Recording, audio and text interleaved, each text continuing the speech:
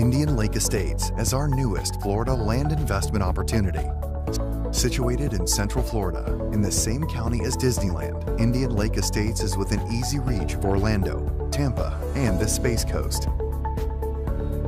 Indian Lake Estates is a gated private community covering 10 square miles right next to one of the largest freshwater lakes in Florida.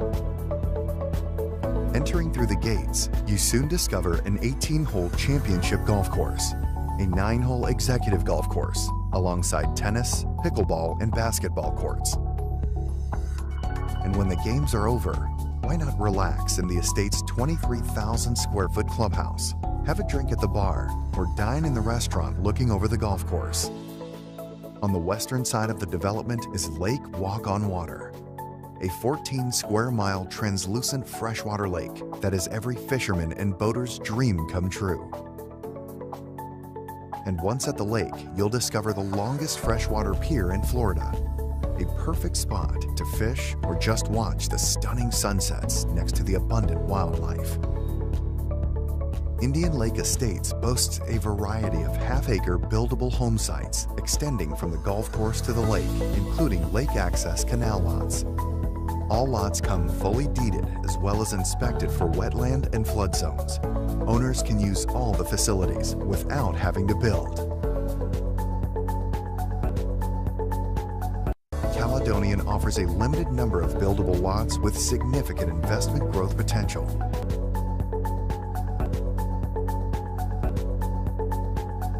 Good afternoon for all US cricket lovers and the rest of the crickets around the world. We have Cricket Council USA founder and chairman in ICC Cricket Academy, and we are very honored and lucky to have him today. And let's find out what is the reason and why he is here today and what he's trying to do to promote US cricket in the next few years. As we all know, 2024 ICC T20 World Cup has been awarded for West Indies and USA. There will be at least 2 or more games in USA, and so basically we have about 2 years time to get ready, US cricket ready for ICC T20 tournament. So MAQ, so tell me what is your plan of action from now and why you are here in Dubai, meeting the ICC executives and officials. See, we were starting now USA cricket for last so many years, last 2 decades. And we did as much promoted cricket in USA now. So we want to see the international skills coming to the USA now 2024 World Cup. So you want to see visiting the facility, visiting how they doing ICC, how they're doing international skill, where they're dominating the cricket like India, Pakistan, all. So this is a great platform we have now to learn, bring that skill to USA. So our main vision to come down in Dubai, see that what standard of the grounds, what standard of the tournament they're happening here, what standard of the academy running it, and how they're setting up. So there's you can see the view of the academy they're running right now. And we just visit, right before that we visit indoor academy also for ICC academy. So that we need to bring in USA now, because USA now is platform in the cricket now. So US Open is one of the major tournaments been playing for all this year, but now we have more things coming in USA. So we want to learn more experience from international skills. So that's the reason we're here for the ICC Cricket Academy and look at it, the Sharjah stadiums today, and look at it, this thing of what we're missing for USA. Excellent. And we have seen US T20 Open going on for 13 years. It's one of the reputable tournament, and we have a lot of teams from West Indies, India, Pakistan, and everywhere. So now in this year you have endorsed at least 3 different tournaments. A few of them we know, Arkansas, California. So tell me about this endorsement and the movement which is happening in US cricket, as everybody is tired with the US cricket administration and they are looking up to Cricket Council USA to endorse more and more cricketers and more tournaments. So tell me your plan of action on that, both tournaments and players. Yeah, it's very simple. Cricket Council USA is a 2-decade recognition organization, and they're private entity. Private entity means in America is a different country than any other country, like in UAE, Pakistan, India, Dubai, and Bangladesh. They have the government control on the cricket. USA in America, they don't have no control. The private enterprises more success than any organization. So our organization have freedoms. We can do any kind of tournament. Any players, they can come and play and participate in it. So we seen of them last 20 years, many organization came in and is gone, and they're not doing the proper promoting cricket. So Cricket Council USA, we are the one only establishing cricket body in USA right now. It's the oldest and recognizations by Congress and governors and local senators, all recognizations. They bring this thing at the platform to bring the cricket is the right direction for last 2 decades. You know, like first we find the T20 in USA, then find T10, first cricket stadium in built. So cricket organization for Cricket Council USA behind a lot of effort on the developing cricket in USA. So we saw this thing is not moving right in direction for cricket, which is a member of the organization from ICC. So we stepped in many times, and it's continuously we promoting cricket right direction. So we seen a lot of tournament is not sanctioning, a lot of tournament is not promoting. So Cricket Council USA start promoting cricket for other scales, to bring more tournaments to in, not just for US Open, many other tournaments where we can get the better players. So this is the opportunity we give them to all the tournament hosts who was doing it. We're doing the free for sanctioning recognizations by Cricket Council USA for any tournaments there. So you can log in cricketcouncilusa.com, fill your application, and endorse your tournament and sanction tournament by Cricket Council USA. This private entity, again, I was telling you, and this is the more recognizations by anybody. We have tournament hosting under ICC umbrella, ICC under rules regulation we have been done. We are officially in sanctioning the US Open for ICC sanction, and this is the only platform we had it. So now opportunity we open for everybody.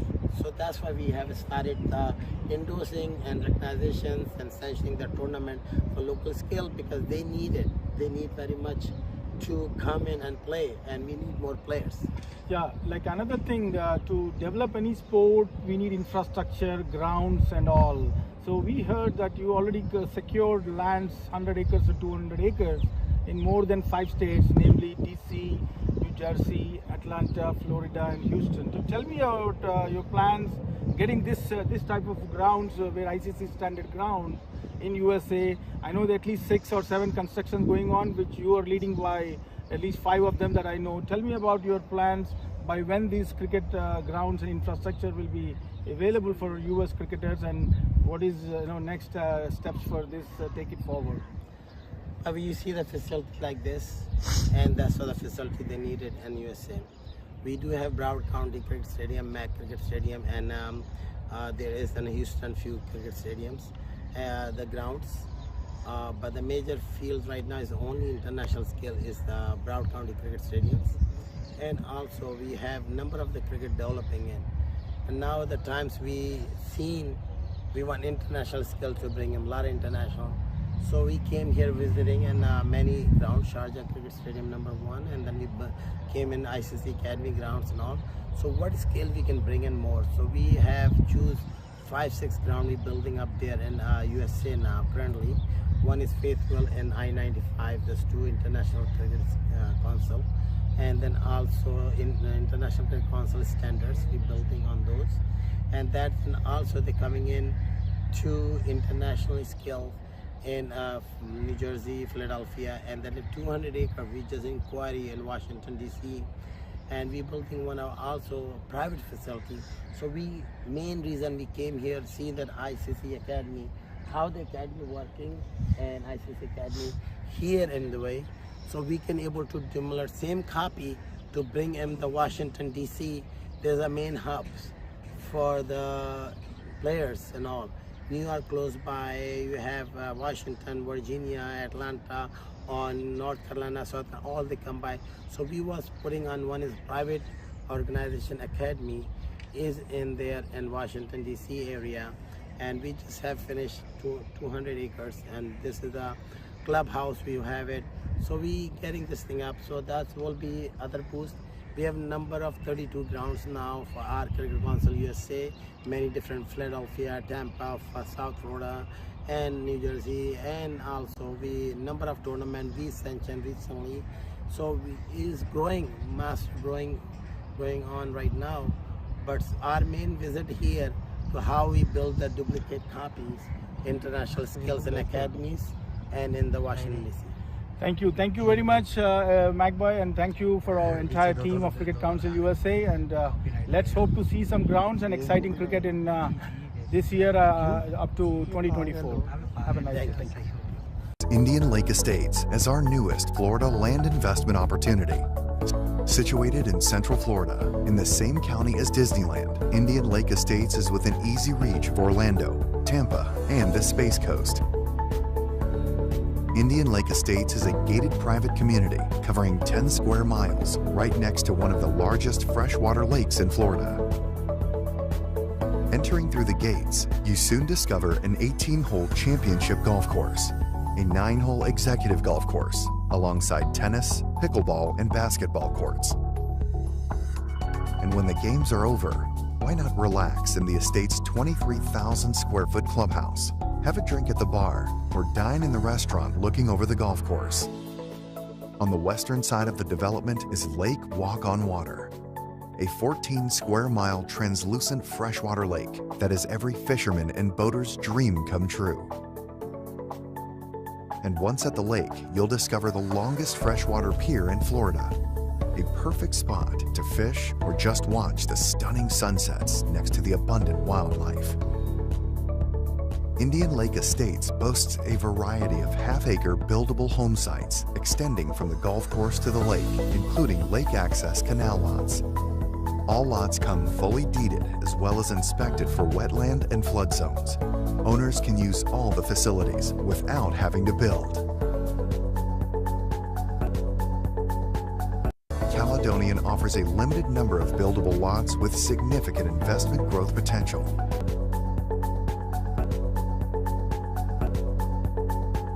MAQ Group Investment Project. Indian Lake Estates as our newest Florida land investment opportunity. Situated in Central Florida, in the same county as Disneyland, Indian Lake Estates is within easy reach of Orlando, Tampa, and the Space Coast. Indian Lake Estates is a gated private community covering 10 square miles right next to one of the largest freshwater lakes in Florida. Entering through the gates, you soon discover an 18-hole championship golf course, a 9-hole executive golf course, alongside tennis, pickleball, and basketball courts.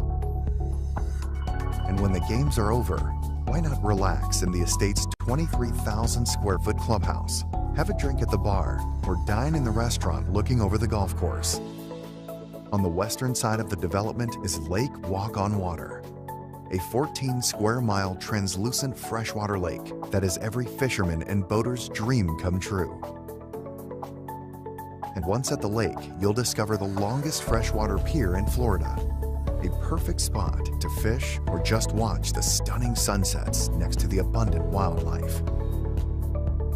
Indian Lake Estates boasts a variety of half-acre buildable home sites extending from the golf course to the lake, including lake access canal lots. All lots come fully deeded as well as inspected for wetland and flood zones. Owners can use all the facilities without having to build. Caledonian offers a limited number of buildable lots with significant investment growth potential. MAQ Group Investment Project. For more inquiry, call us at +1 561 392 4800 or visit our official website www.maqgroup.com.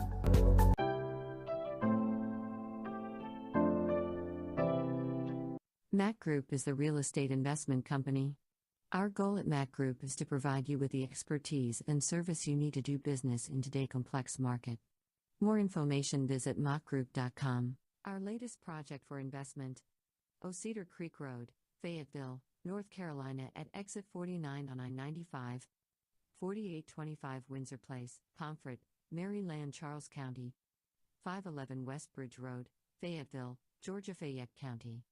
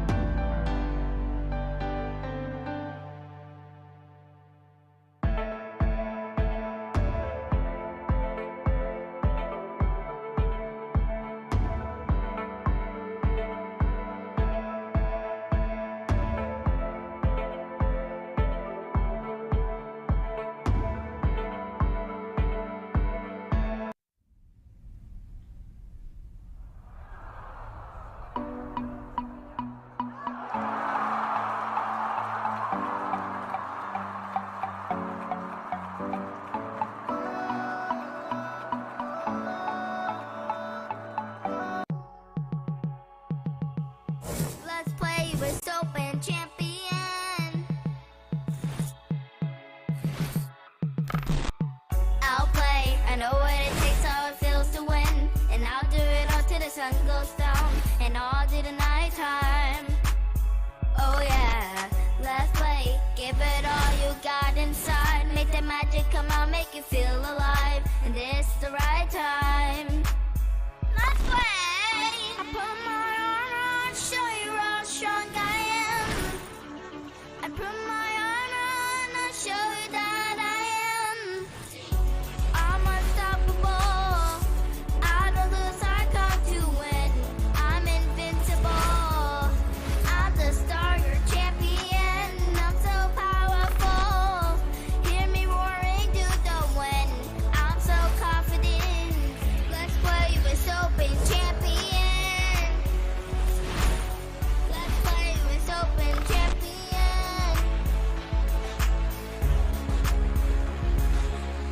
USA, only one star, we are here to play. Brace yourself, this is where dreams are made. This is your lifetime. Oh yeah, today I'll let my heart get in the way. Hit all the shots from play to play. This is my passion. Let's play. I put my armor on, show you how strong I am. I put my armor on, I'll show you that I am. I'm unstoppable. I don't lose, I come to win. I'm invincible. I'm the star, your champion. I'm so powerful. Hear me roaring through the wind. I'm so confident. Let's play with usopen champion. Let's play with usopen champion.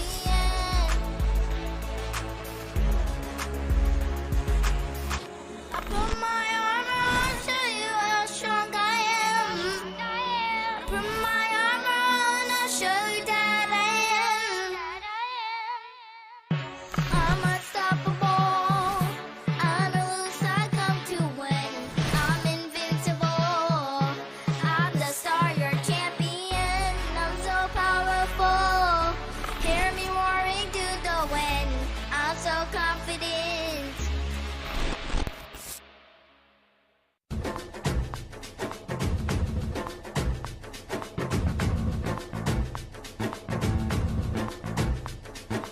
आ गया है जोशो जुनून का काफिला रे सब आओ रे ओ छोड़ छाड़ दुनिया के काम मैदान में अब जुट जाओ रे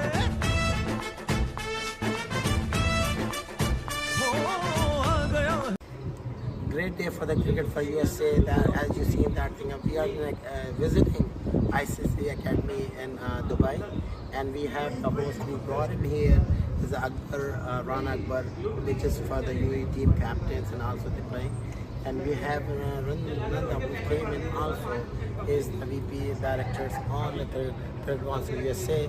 And we see the concept of the amazing stuff and cricket developing international skill wise. That's exactly we need for the USA. If we said, thank for you bringing me here for academy and show them a facility to us, and there will be growth for the country. I say, tell me about you've been here living so many years. How come you don't invite us to from the USA to come see it?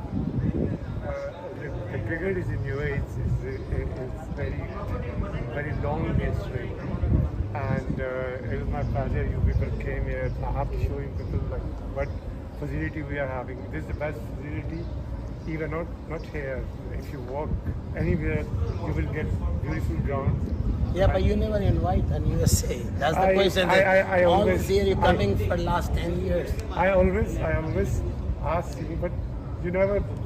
You people was thinking, oh, everything is in USA. Exactly. Yeah, but I have to show you first, and then you can decide when you want to come. You're welcome. Always. Thank you.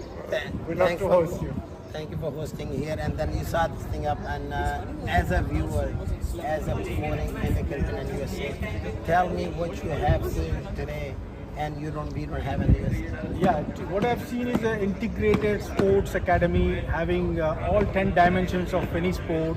You have a fitness center, you have a ground for practice, you have for games, you have indoor facilities, you have 5-star physiotherapy for injuries, we have a cafeteria. So what we have not seen in US is having all these 10 components in one location, where it's like a one-stop solution for cricket development and cricket program, where students and sportsmen can join and be part of this academy, maybe a 3-month academy or the whole year academy, depending on how serious they want to get into it.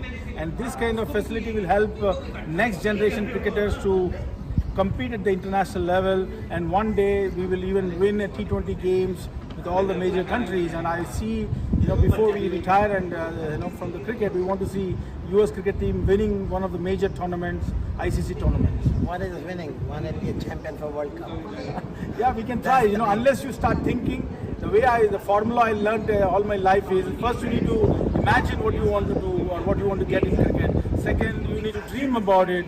Third, you need to talk about it passionately. And then last but not least, actions. Like today, it took us almost 15 years to get here. I think this kind of facility, we should have been there in US for a long time back, but better late than never. So let's do it now, and hopefully the next generation cricketers will appreciate this kind of facility having in every major city and state of the US. So today we got an experience for the Cricket Council USA. We'll see the vision of the Dubai and a great event. We have academy, not just the academy. You have physio, you have cafeteria.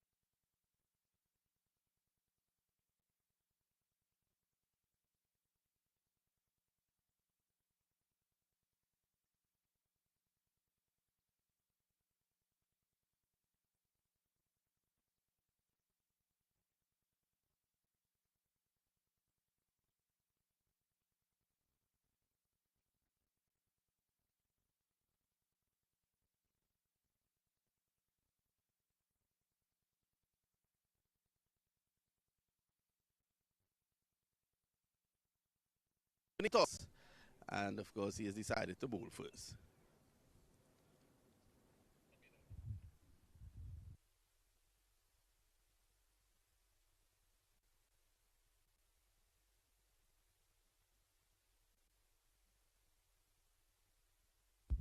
No, getting it.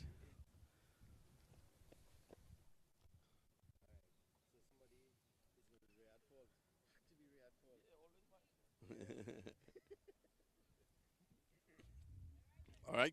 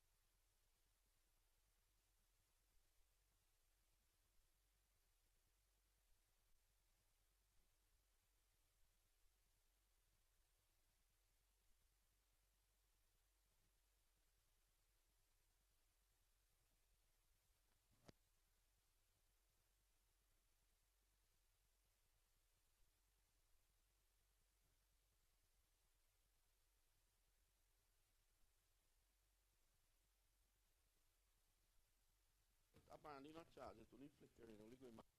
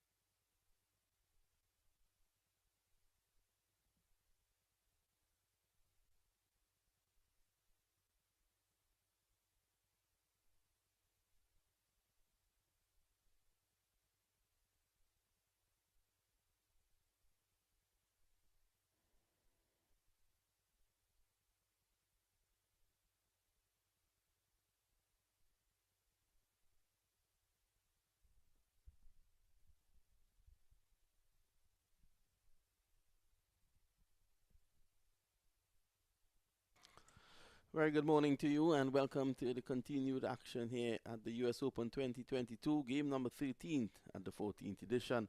And it's going to be the Florida Scorpions. They are coming up against the Stallions Cricket Club. Stallions sent in to bat by the Scorpions, and it's going to be Rocky Jimbo Cornwall.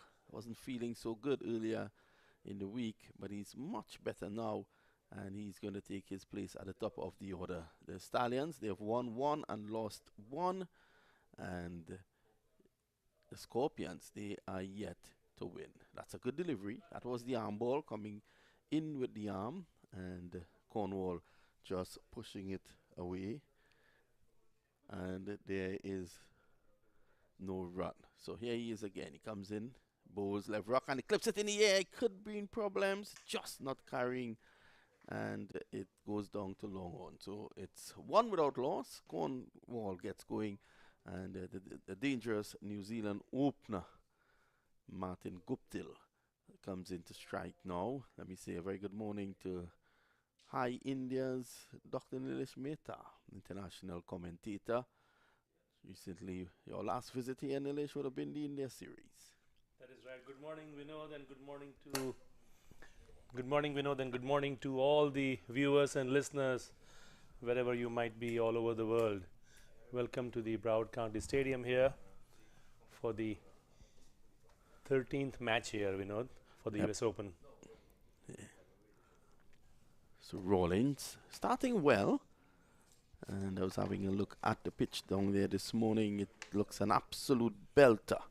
Reminds me so much of Sabina Park back in the day when you could have seen your reflection. Actually, I went down there for the toss this morning, and I had to fix my hair. I looked down at the pitch and was able to fix my hair, or whatever is left of it. Here is Cornwall just tapping it away for 1. So just looking and seeing what the pitch has on offer. And at the end of a very good first over there by Delray Rawlings, and over that cost just 3. And at the end of it, the Stallions are 3 without loss. How's been your journey to South Florida, Doc? Journey to South Florida has been absolutely magnificent. I mean, coming from Chicago, where you had 2 jackets on, and you come here and you are now jacketless, although I am wearing a jacket just to impress you with my attire. But the weather gods have been brilliant. I looked at the forecast for the entire week, and it has been nothing short of absolutely stunning. As we watch this 13th match of the 14th edition of the US Open between the Florida Scorpions and the Stallions, where the Scorpions won the toss and decided to field. And you can see Emmerich, the captain. I spoke of that sheen, and you can see the sheen there, Doc. Yeah. If you look at the pitch, I want to say very good morning to the curator, Milton Taylor, better known as Champy. He's done a wonderful job here. Pitches have been absolute belters. Yes, I met Milton last evening and was going over his pitch preparations, and this is pitch number 1, and this is the second day of this pitch that is being utilized, and the same pitch is going to be used tomorrow as well for all the 3 matches here in the 14th edition of the US Open. Well, we got 184 in one of the games yesterday, and that Sam Palmy scored 200 last night. So there is something there, and no disrespect to bowlers, but I think T20 cricket is a batsman's game. It certainly is. It's going to be Keon Harding to take up the attack from the media center end. Ooh, that was a wide. That was so wide you could have called it a broad. And that adds to the score. Well, somebody with the last name Broad may have some issues with that. Particularly if he was bowling to one from India who smacked him for 6 sixes. Yes. I see an apple in front of you there, Doc, and they say an apple a day keeps the doctor away. Yeah, you know, I'm so happy that you've caught on to that, because that is exactly right, and we'll talk about it later. Here's Harding. And down the ground for 4. Just playing through the line. The man has tremendous power. and that's 4 runs. Yes, the 29-year-old gentle giant from Antigua. You can see him. He just smacks it over mid-off, and nobody moves except for the ball racing away to the boundary for 4. Speaking about gentle giant, he's really a gentle giant. He's such a nice guy, you know, his lovely, warm personality.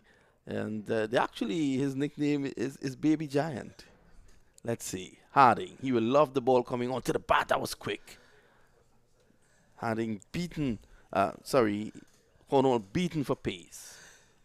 Yeah, I was around Cornwall just before the match preparations, and he's a man of few words, but lets his bat do all the talking, Vinod. Yeah, really nice guy, Cornwall. And just to give you some information about him, he has a record at the US Open. In fact, it's a world record for the most runs taken in an over, 43 7-6s that he scored last year at the US Open playing for Sampami. This is in the air. He's in trouble though, and the catch should be taken. It is. So the Scorpion strike, Keon Harding knows that that's a big breakthrough, and that's the end of Raheem Cornwall. It's 8 for 1.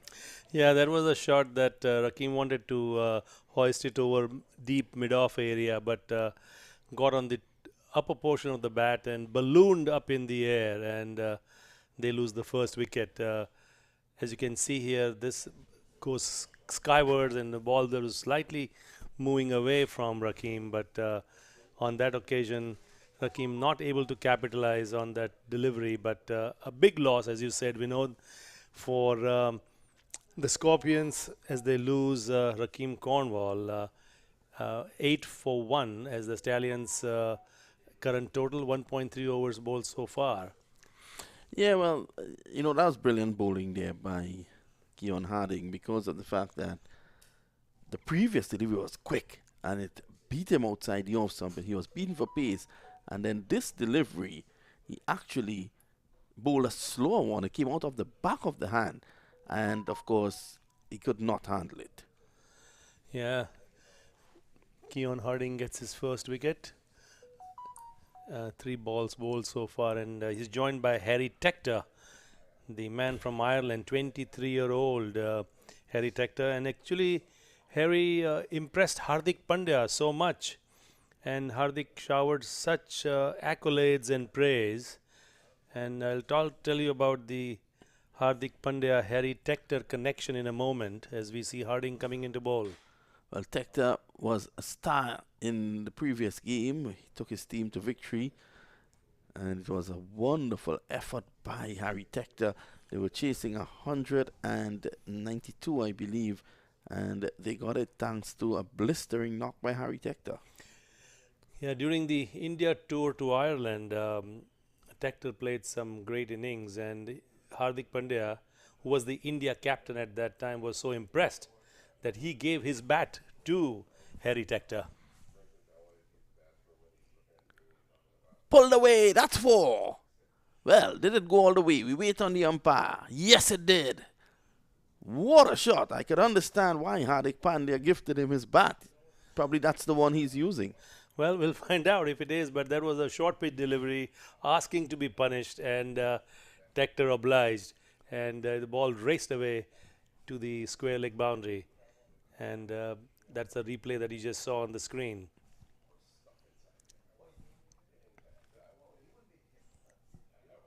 .190, 180 seems to be getting to be a par score. Yeah, the pitches are really well prepared here. This time he drives. Protection down there. Inside edge. And end of an over. A mixed bag there by Keon Harding. He went for 12, and at the end of 2, it's 15 for 1. More thoughts from Dr. Mehta. You know, Harry is a very strong offside player, but the 2 shots that you saw in the previous over were both on the onside, that heave to square leg, and of course that punch towards mid-wicket, both very elegantly played by Harry Tector as the Stallions move on to 15 for the loss of the wicket of Raheem Cornwall.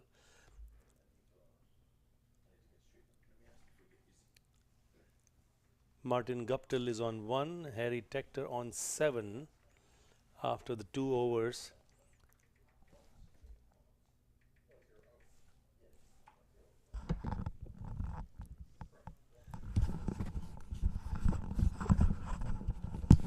So we're going to see the third over as Rawlings. Delray Rawlings has been really good. His first over just the 3 runs. And he's going to come round wicket to Tector. Harry Tector, a big man.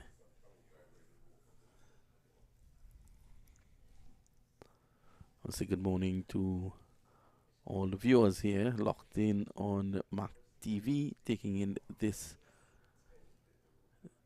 broadcast. And you can see Rawlings hiding the ball behind his back, a la Sunil Narayan. Yeah, the first ball actually kept quite low, and that was a bit of a surprise. But let's see, as you say, hiding the ball, left arm around the wicket. So they're just knocking him around. What he has done well here is that he hasn't given them room to really play big shots. And this game is all about dot balls, right? How many dot balls can you deliver, and how many sixes can you limit to the opposition? That's what the name of the game is. A deliberate ploy to get into the pads of these tall batsmen. Smart ploy by Delray Rawlings so far, coming around the wicket to the right-hander. And this time he just nudges it towards short third man, no runs. Again, the dot balls. Every dot ball counts, and he's bowled a good over, conceding 3 runs so far, Delray Rawlings. And going through his overs quickly. And this time he gets it up in the air, and it is going to be caught at forward short leg. And so that ballooned up in the air, Vinod, and probably took an inside edge and just went flying in the air as the short leg, the fielder had short leg, square leg rather, I apologize, and came in running and took a nice catch. So this is the second wicket that has fallen for the Stallions. They are now 18 for 2. It hasn't been the best of times for Martin Guptill, the dangerous Kiwi batsman. And again, that one, just taking the a little extra bounce. And, previously the ball was keeping a bit low from Rawlings. But that one, if we can just see that replay again, he got a little extra bounce, and Martin Guptill was looking to play it on the onside, as you can see there. Yeah. The leading edge there. Leading edge takes it just forward of square where the catch was completed. So that's a big breakthrough, and the Stallions are now 18 for 2. As Martin Guptill makes his way back to the pavilion, shaking his head in absolute dejection. He has not been contributing to his team like the expectation would be from the Stallions. 36-year-old Martin Guptill, who actually was the first man, to be dismissed in a day-night test match. Did you know that? Martin Guptill was the first man to be dismissed in a day-night test match in Adelaide back in 2015. Where were you in 2015, Vinod? I think it was probably in Trinidad. Cooking for Nadine and the boys? I never try to do things I can't. So we have 18 for 2 Stallions. Saad Ali is joining Harry Tector.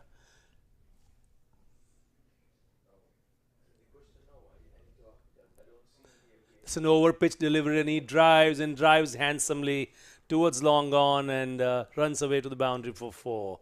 A lovely shot from Harry Tector. 3 onside strokes we have seen so far. In the previous over, we saw that lovely shot over square leg, and now that on drive showing full face of the bat, and excellent technique there by Harry Tector as the Stallions move on to 22 for 2. So it's 22 for 2 in over number 4. Saad Ali very good batsman as well. He's the man in. But it's Harry. It's all about Harry Tector now if they have to get up to a decent score as captain of the Scorpions was saying that they still have a chance. We at Emirates. This one crashes into the pad. That should be signal leg byes, goes for 4. Yeah, that was straying down the leg side, and he just helped himself, and the ball ran away to the deep fine leg fence for 4. And all the onside runs coming from the bat of Harry Tector. Did you see Lenny Archibald? He has arrived, all decked off in look at him. He's this in his handsome white shirt and that lovely hat of his and that inimitable smile. Lovely guy. From Lenny. Adds so much to our commentary setup here, Lenny. Coming out of New York. Have you ever seen Lenny bat? He's one of the, what should I say? He's so correct in his batting.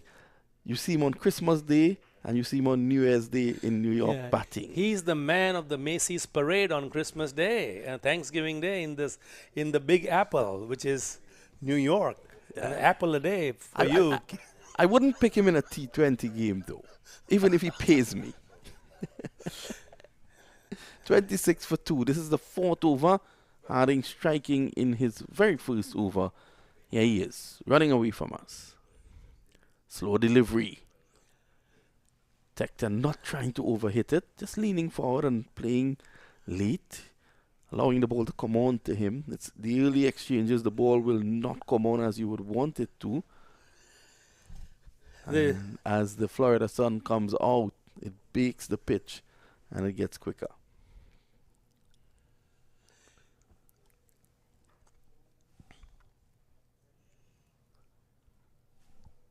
Another lovely morning. Not as bright as the previous 4 days, but still, it's pretty pleasant.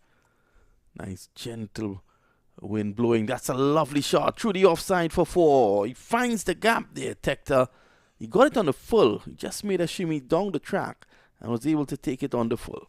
And as you can see here, I mean, that was a lovely shot. He came down the track and then caressed it on the off between the cover and the extra cover fielder, and the ball ran away for 4. So nice offside stroke. Harry Tector, as I was telling you earlier, is a very strong offside player. You've seen the onside stroke so far on display, but there was a nice looking cover drive for 4 as the Stallions move on to 30 for 2. Tector on 17 and Saad yet to score. Well, you almost said that like an Irishman. Harry. 30 for 2. Never knew the Indian accent was so close to the Irish. Harding. Again, another slower delivery. Driven down the ground. So at the end of 4, the run rate is not that bad, Doc. But they've lost 2 wickets. And I 2 big ones at that. I mean, when you have the names of Hakeem Cornwall and Martin Guptill back in the hut with 31 for 2, those are 2 huge losses for the Stallions, and at the present time Harry Tector is the man who will need to continue the batting as 4 overs have fetched them 31 for 2, and Harding has finished his 2 overs so far, and Saad Ali will be facing no, actually it will be Harry Tector because they got a single of the last delivery. Yeah, you got a glimpse of our social media personnel there. Mirel.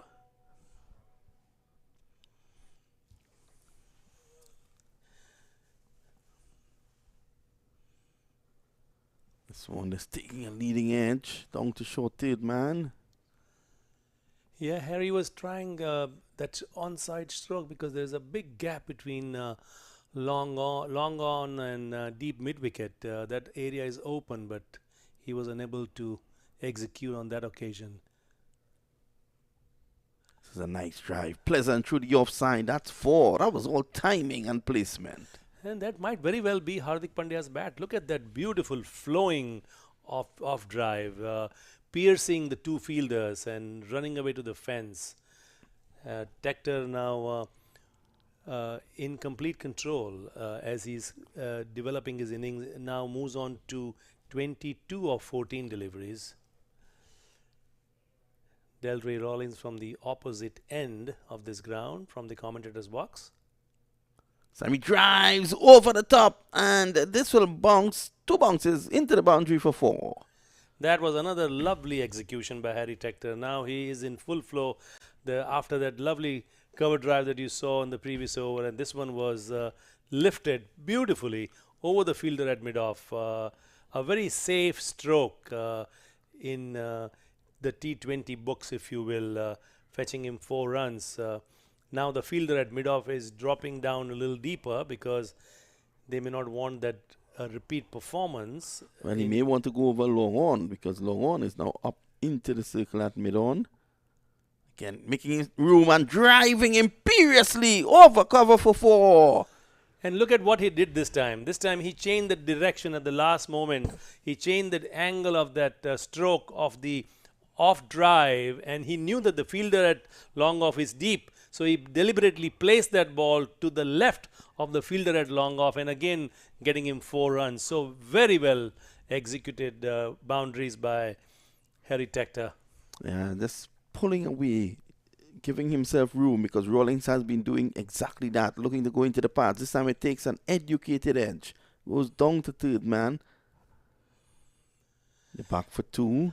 Harry Tector is putting on a batting masterclass this morning. Yeah. I mean, there was the previous 2 strokes were power. This was finesse. And he just opened the face of his blade and let the ball run away to third man. And he goes on to 32. He has been able to rattle Rawlings by moving across. There he is again, moving and giving himself room to play the big shots. That's 1 more. It's the end of the over. After more thoughts from Dr. Nilesh Mehta, we will have a double change in the commentary with Ivor Henry and Kim. Yes, that has been a brilliant performance so far by the 23-year-old Irishman for the with 33 runs of 18 deliveries for the Stallions. Stallions, of course, have lost Rakeem Cornwall for 6 and Martin Guptill for 2. As I welcome a familiar face, Ivor Henry has come to the operating room along with Kim. Thank you, Doc, and good to see you. I hope you have a pleasant stay. Good to have you in the come box as usual. And of course, day number 5 here in South Florida. And I want to welcome Kimberly as well, getting into the come box at this time as Vinod and Dr. Shalish Nital departs. Well, we've seen some good cricket so far. Harry Tector is on the charge. He's on 33 from 18 and will be on strike to face Emmet. Worked this one off the hips. Was touch and go, but made good his grounds. And Emmet, I love his action. Morning, Kimberly. How are you doing today? Good morning, Ivan. I'm wonderful. How about you? I am doing very well. I know you are with the cricket halfway through with your mindset, because your mind is in Brazil. You're hoping that they will get knocked out today.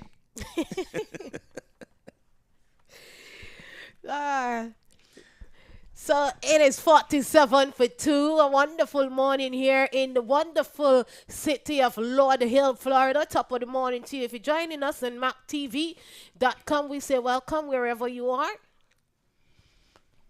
Said Ali, yet to get off the mark. Solpa now staying 1, and now he gets off the mark with Miss Field. So he's glad to add to the total, which goes on to 48 for 2.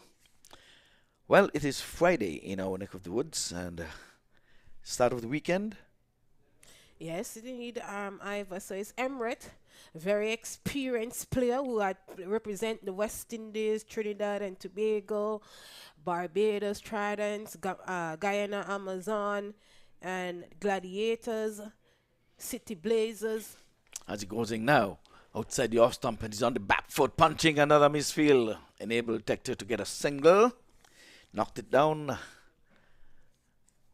Good recovery there by the man feeling in the mid-off position as the over comes to an end. And at the end of it, it is 49 for the loss of 2 wickets. Stallion getting first knock, and Harry Tector is on 35 from 20, and Said Ali is on 1 from 1.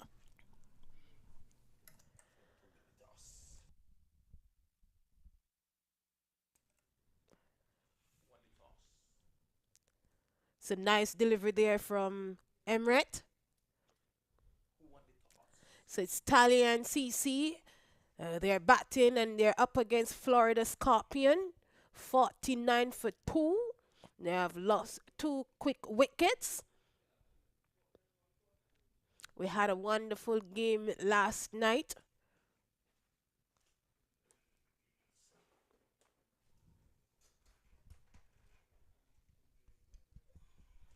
Harry Tector, he's on 35, a very experienced player from Ireland.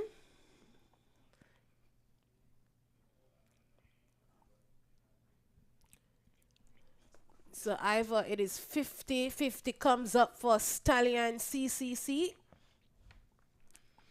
Yes, indeed. Well, Florida Scorpions would have won the toss this morning, elected to field first, and have so far made a little bit of inroads into Stallion.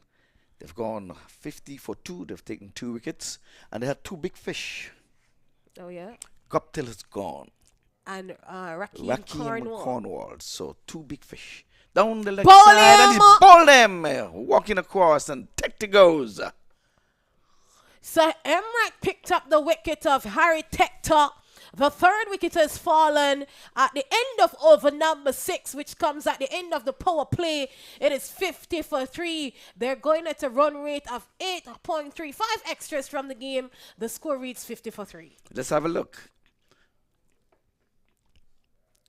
Exposing all of the free stumps, and Emmet yorked him. He pegged that leg stump back.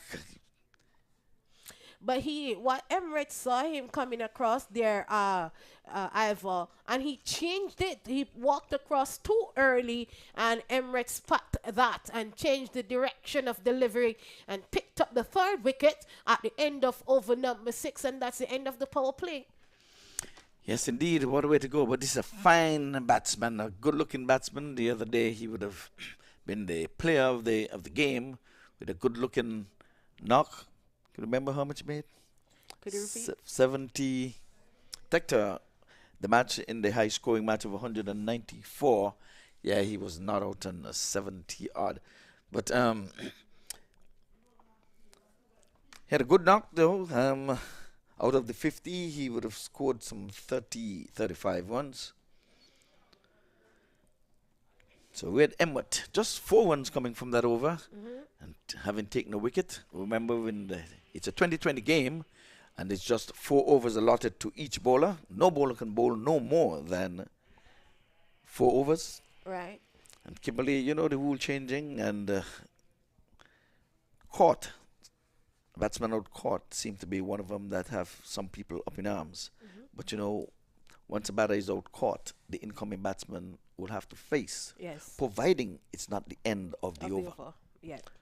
Now, I'll tell you after this. We'll continue.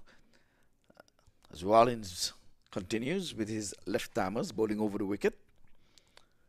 But 50 runs coming from the power play, even though they have lost 3. As you classify them as big fish, they have gone back. Tector, Cornwall, and Guptill. They have walked back to the dressing room.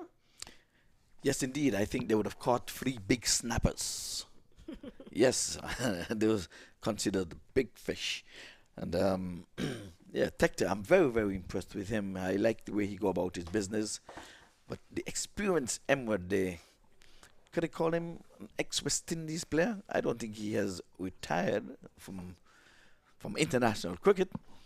But so far he would have represented the West Indies and Trinidad and Tobago. This time he's changing angle. Delroy Rollins decides to go left arm round. He's going round the sticks. Batsman is punching off the back foot. Again, we want to say good morning to all the viewers on MAQ TV. We know Leon Francis is having one eye on the FIFA World Cup and one eye on the cricket. Say good morning. Good morning, Audley Watson as well. And this time he's working this one off the legs into the onside, but can't score. Again, my good friend Lenny Archibald is in town, and you'll be hearing his golden voice shortly. It is 52 for 3 in over number 7. So it's going to be a wonderful day. The sun is not up like it was yesterday. It's rather cloudy here. And we know that George, he's been with us from the duration, but he's an avid golfer. And he informed me today at about 2 o'clock he will be going down the golf course to have a few swings. This one, he turns off the leg, trying to recover here. Two relatively new batters at the crease at this time, with the Florida Scorpions winning the toss, decided to field, and they have pulled up 3 big snappers. Guptill, Rakeem Cornwall, and Harry Tector. This one is punching down the ground, taking his time. Thought he could have done a little bit more with that. But I guess the instructions coming in to build a partnership. So they're doing it with poles at this time. 5 deliveries, 6 deliveries, and 6 singles. Yes, so 7 overs completed. They're maintaining a run rate of 8. So it's 8.1. This partnership is 5 already. It's 55 runs on the board. They picked up 50 runs from their power play. They have lost 3 wickets in the power play. It's going to be a wonderful day of cricket here, Ivor.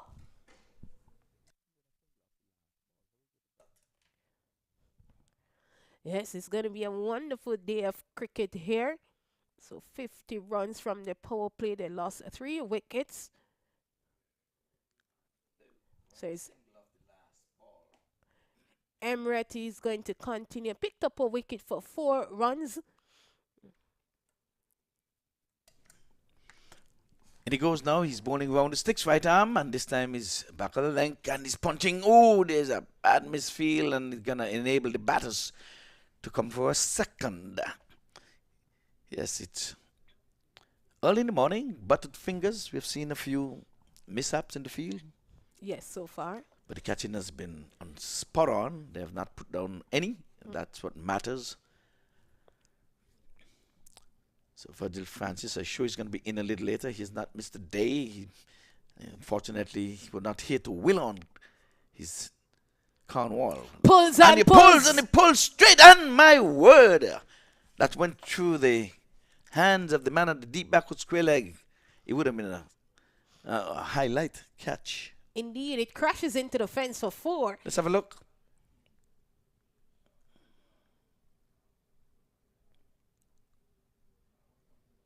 Yes, it dropped just in front of him. Just in front of him. So it was either to take the catch or risk it going for 4. Well, he chose the latter. Risk it going for 4. Yes, and that takes the score up to 6-1. And is that a commentator's curse? I said the catching has been immaculate. But he would have had to make that catch. That would have been more of his wicket than Emwet, because that one was not a well-directed delivery. Nonetheless, and this time he's cutting. And he's cutting, but there's a man in the cover sweeper. They can only get 1. So the wicket have some life in it. Those last 2 balls getting up about shoulder height. Yes, a lot of life. After what we had 3 games on it yesterday. Today's the 4th one on this pitch. Very good pitch. I must commend the ground staff for the work they have done. Milton Taylor and his crew, they have done a fantastic job. Yes, indeed. It's the 5th day into the tournament, but the 2nd day on this exact pitch, pitch number 1, Milton Taylor and the ground staff doing a very, very good job. Again, we will commend the park management for keeping these grounds in immaculate condition. We have some clouds hovering around, but the forecast does not have rain in it today, Kimberly. As a matter of fact, in Lauderhill, the rain forecast is not until next week, Thursday. Outside the off stump, good lift, good carry to the wicket keeper as well. So Emwet is bending his back and putting something into it. in the morning session. They've made some inroads into Stallion, and I'll say it again for you viewers who are now coming on. Florida Scorpions would have won the toss, elected to field first, and after the power play, I think it was about even, Stephen. Partnership is being built here. Emmet in his second over. He has gone for 11 so far. There's some field changing. The third man comes up into the 30-yard circle.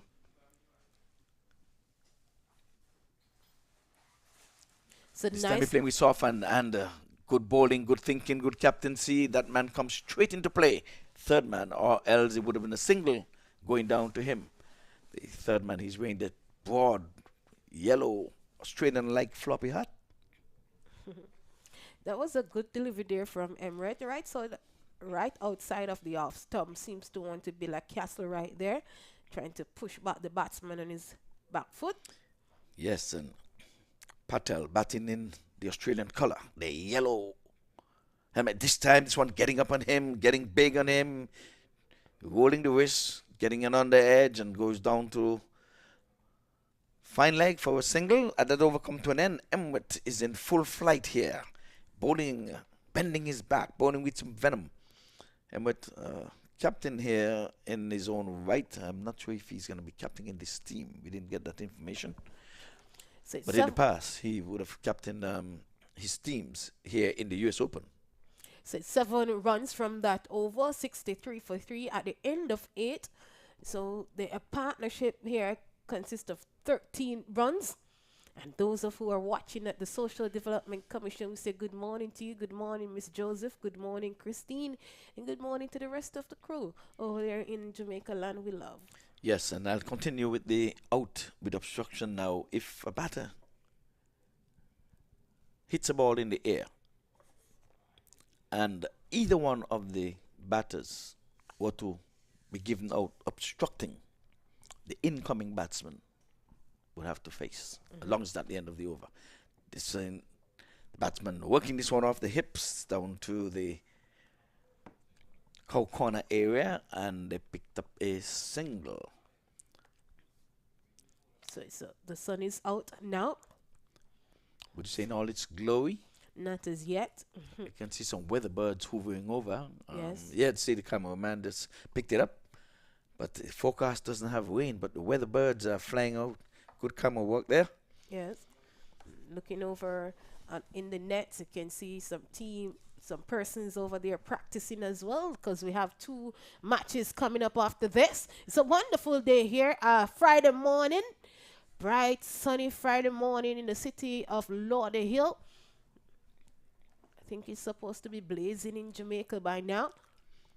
Yes, all the advertising boards that you can see around here, with the maqtv.com and the Central Borough Park, Cricket Council USA. They've been on show from day one. You know, did you know that this is an ICC approved venue, Yes, Kimberly? yes. I cannot get you to not know anything. I need to give up. There is another single on the onside, into the offside. I beg your pardon. Now the left armer gets on strike. So it's could you imagine that when a left-hander is batting and a right-hander is batting, the position of the field changes? Yes. Outside the off stump, and he's on the back foot, playing into the deep point area. Can only get one. A good throw coming in from the deep. And signaling no ball. Did we see no ball? Yes, and it's a free hit. So he can do anything except for getting a run out or obstruct the game. Well, we may want to see, was it for overstepping, or would it be too many men out of the circle? But either way, the fielders can change, because they did get a single, and we have a left-right combination at the crease at this time. Let us see this comeback delivery. He decides to go round the sticks for this one, and Samit Patel would be on strike. He's going after him, and he's missing it down the leg side. Did he get a Nick onto that one. Umpire, he's waiting to make a signal. Well, he make some connection to the pad. It's a leg by. Yeah, it's a leg by, and I think the indication was asking him to keep the ball up when you're getting it back to the bowler.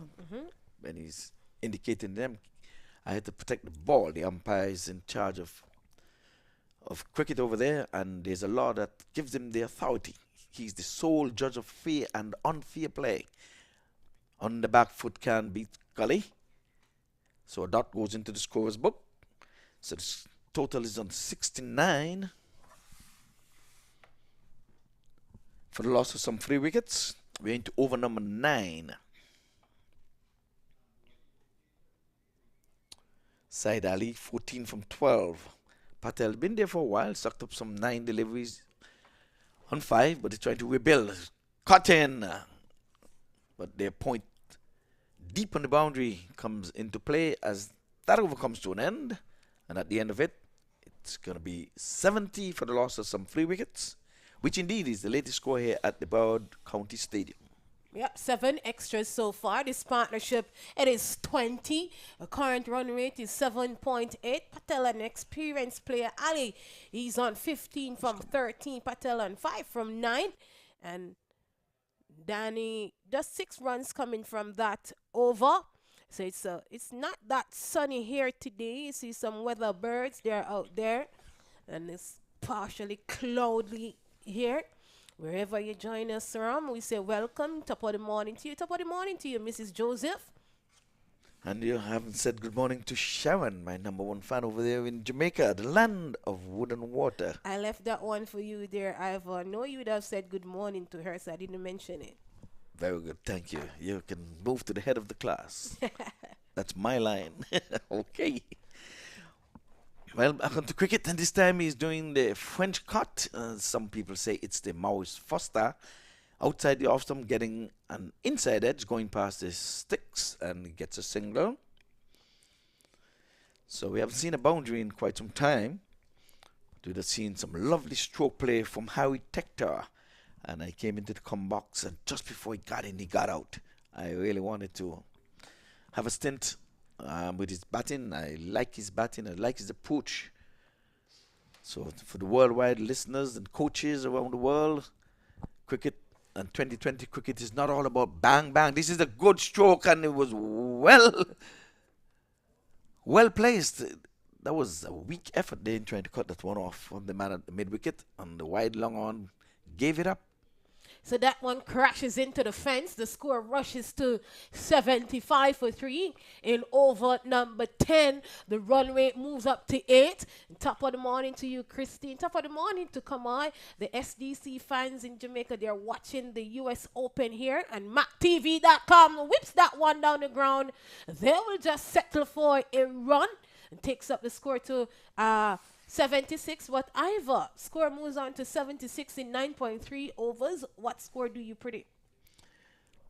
Well, at least I know from here on in, they should be able to get at least 150, 100, and I'm going to give them 170 runs. Well, if the Florida Scorpion continue to bowl in this way, I'm looking at a total of 145 or maybe 150 at the end of their 20 overs. My prediction was, and if the batsmen up the ante, they'll get to the 160, 170, and with feeling like that, they will get maybe past that. That's second time that very same fielder would have made a bubble, but it's the end of 10, and we're going to have a change in the commentary box. One delivery to complete the over. And then at the end of this over, we'll be having a change in the commentary box.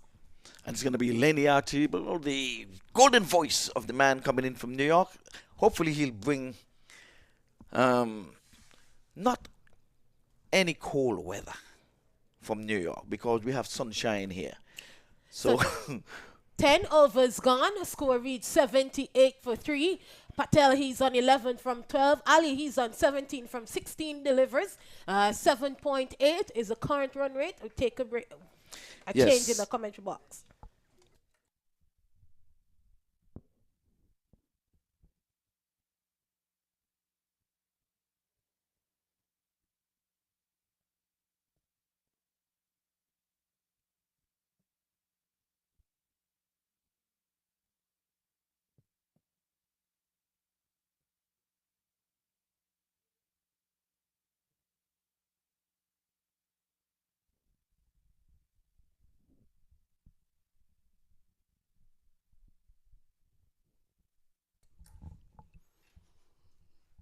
So after 10 is 78 for 3. We welcome you back to day number 5 in what is becoming a very enthralling tournament. Alongside me, Nilesh.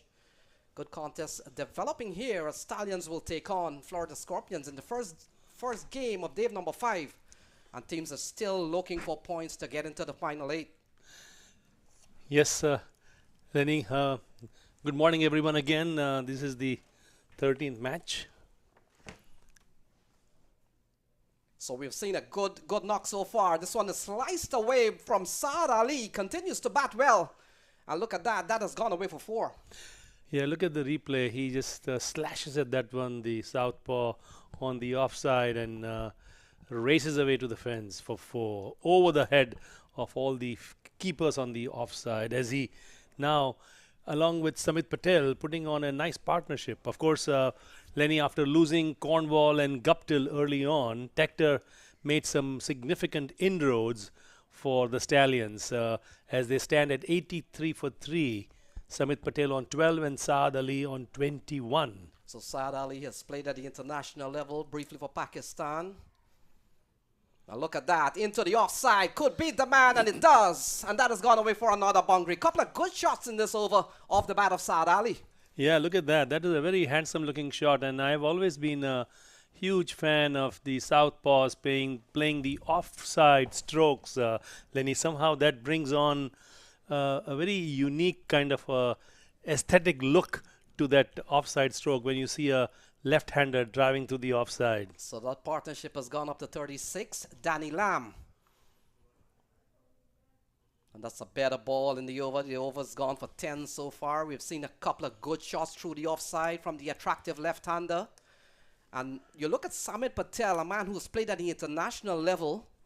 6 tests and 35 one international. He has brought his game to the Broward County Stadium, and so far a partnership of 37 nil-ish. This is a good build here for the Stallions. And look at that ball pulled into the onside. Doesn't time it well, but it'll pick up a single and bring Saad Ali back on strike.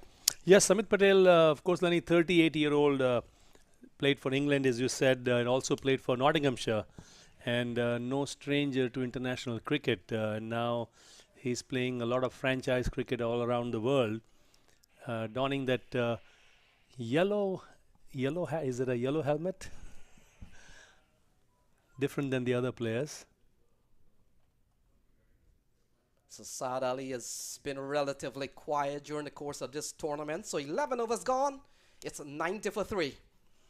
Yes, 90 for 3, 11 overs, as you said, and Stallions now in the last 9 overs will have to accelerate the pace, I would imagine. 170, 180 has been the score, and looking at the deck earlier this morning, this is pitch number 1, and all the 3 games were played on the same pitch yesterday and today, and all the 3 games, even tomorrow, will be played on pitch number 1 here at the Broward County Stadium.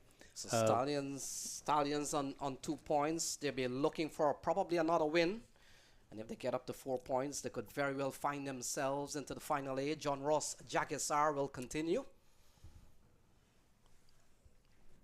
And what we have seen in time past, Nilesh, the bowling of John Ross Jagisar, he's known to use the new ball, like fellow countryman Samuel Badri and, of course, Sunil Narain.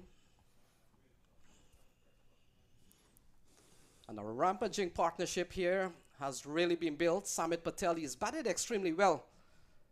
He got 6 in his opening game, didn't bat in the second game. Oh, inside out, that's a lovely shot into the offside. Ram Saran comes around. And only a single, but that was heading to the extra cover boundary. Yeah, that was a ball that was inviting that off drive, and he did well, except it went straight to the fielder at deep mid-off, who had to move a few yards to his left and save the boundary. And the score tickles on to 92 for 3. So that fielder was Keon Harden, sorry, not Ram Saran. I think Ram Saran is also in the tournament. But we've seen a very good knock here from Saad Ali. He's always a quality player. Might have been unfortunate that he got out the other night. Jagisar coming right arm around the wicket to the left-hander, trying to angle the ball into the left-hander. And Jagisar, of course, from the same island as our man Vinod Mamchan. So not a bad over here from Jagisar. He's only given up a couple, in fact 3 runs in the over so far. And this over's gone for 5 balls so far. So very good from the off spinner. Gets a chance to come into bowl to Samit Patel.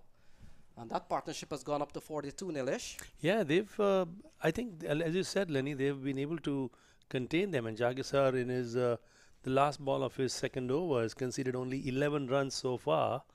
So by T20 standards, that's really excellent bowling, limiting to just under 6 an over as the last ball is about to be bowled. So chasing a ball wide outside the off stump, signal wide by the umpire. So this over still has gone relatively well here for John Ross Jagisar. He's used the new ball many times I've seen. And this one worked into the onside. Could be looking for a couple of runs. Fielder comes around. And the batsman runs pretty well. That's a couple of runs to close off over number 12. 12 gone, 96 for 3. Yes, 96 for 3. And the Stallions moving along. Samit Patel on 16, Saad Ali on 29. Saad Ali has certainly played some excellent strokes. 2 overs from the Trinidadian Jagisar have come to an end. And Harry Tector was the last wicket to fall who scored 35 brilliant runs. Some great onside strokes from Harry Tector. And 8 more overs left. What do you reckon they will get up to, like 150, 160 perhaps? Well, Nilesh, there's 48 balls remaining. We can do some counting here. So it's 96 now with 48 balls to be bowled. Should they get a run of ball, it'll probably take them into what has been the average score in this ground in 5 days of cricket. In fact, 4 and this game now playing. Angelo Pereira comes into the attack. And this man has played at the international level for Sri Lanka, so he will come into bowl to Saad Ali. And Ali's swinging this one, can't score this time. But Nilesh, the pressure is on the Florida Scorpions, the fielding team. They've yet to put points on the table. And it's amazing that such a powerful put-together squad hasn't been able to put points on this table. It has eluded the keeper. Good run away for wides. And a couple of wides here. Ball sliding down the leg side. Not a good line at all. No, he was straying down the leg side and the keeper failed to collect that one. And the ball, 4 wides have resulted there. And these extras hurt. I've always heard experts say that no freebies should be given away. And these are all freebies in any form of cricket. So the 100 comes up. Saad Ali picks up another single into the onside. And that's a very good milestone, always to cross 100 here, Nilesh. Certainly, and those 3 figures, that mental number of 100 and then the 150 and the 200 certainly gives you that inner peace, perhaps, as Samit Patel on 16 probably needs to get into a higher gear at the moment. I would imagine 1 run per ball may not be enough. So ball cut away. Has he found the gap? Yes, he has. Running up towards the backward point boundary. Fielder does well to keep the ball in play. A good looking shot again from Samit Patel. It's 102 on the board. Yeah, he cut that ball quite nicely. He waited for the ball to come onto him, and he knew how to pierce the gap on the offside between point and third man. And it was nicely chased down, and they got a couple of runs. He moves on to 18.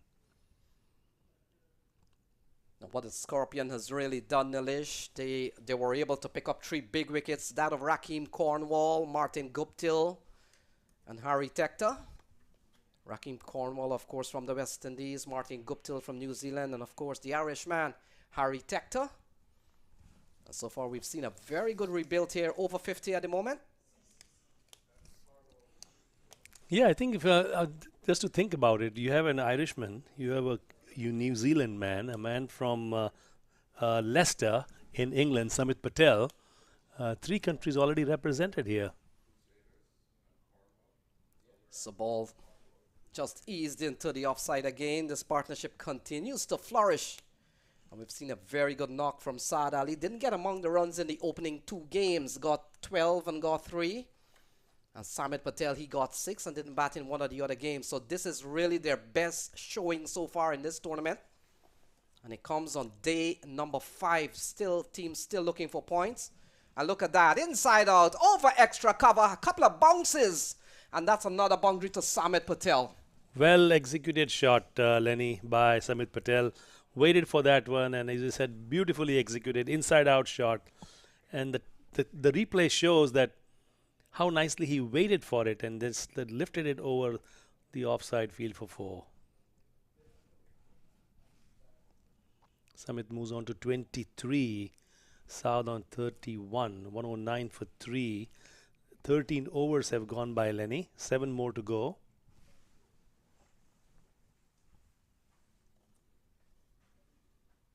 So John Ross Jagisar will continue.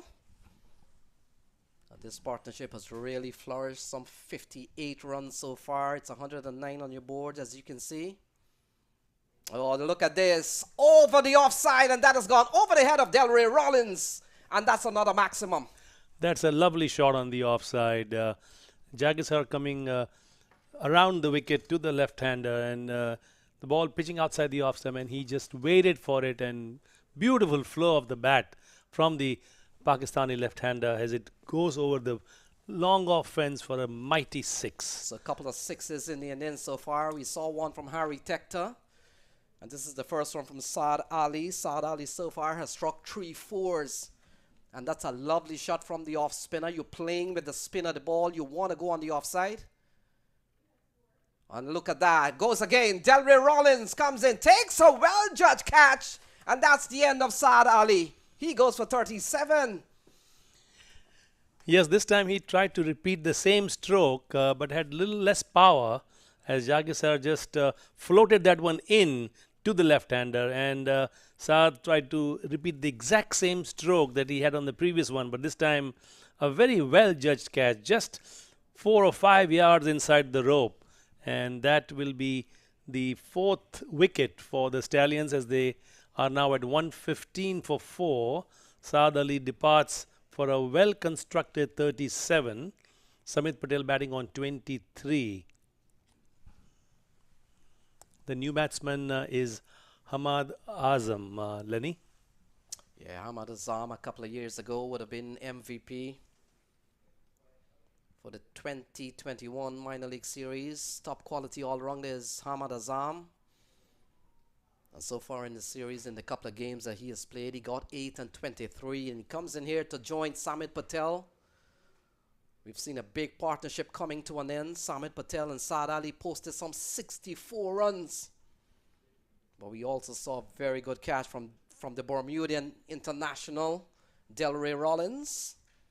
So 40 balls remaining. As you can see, it's 115 on your board.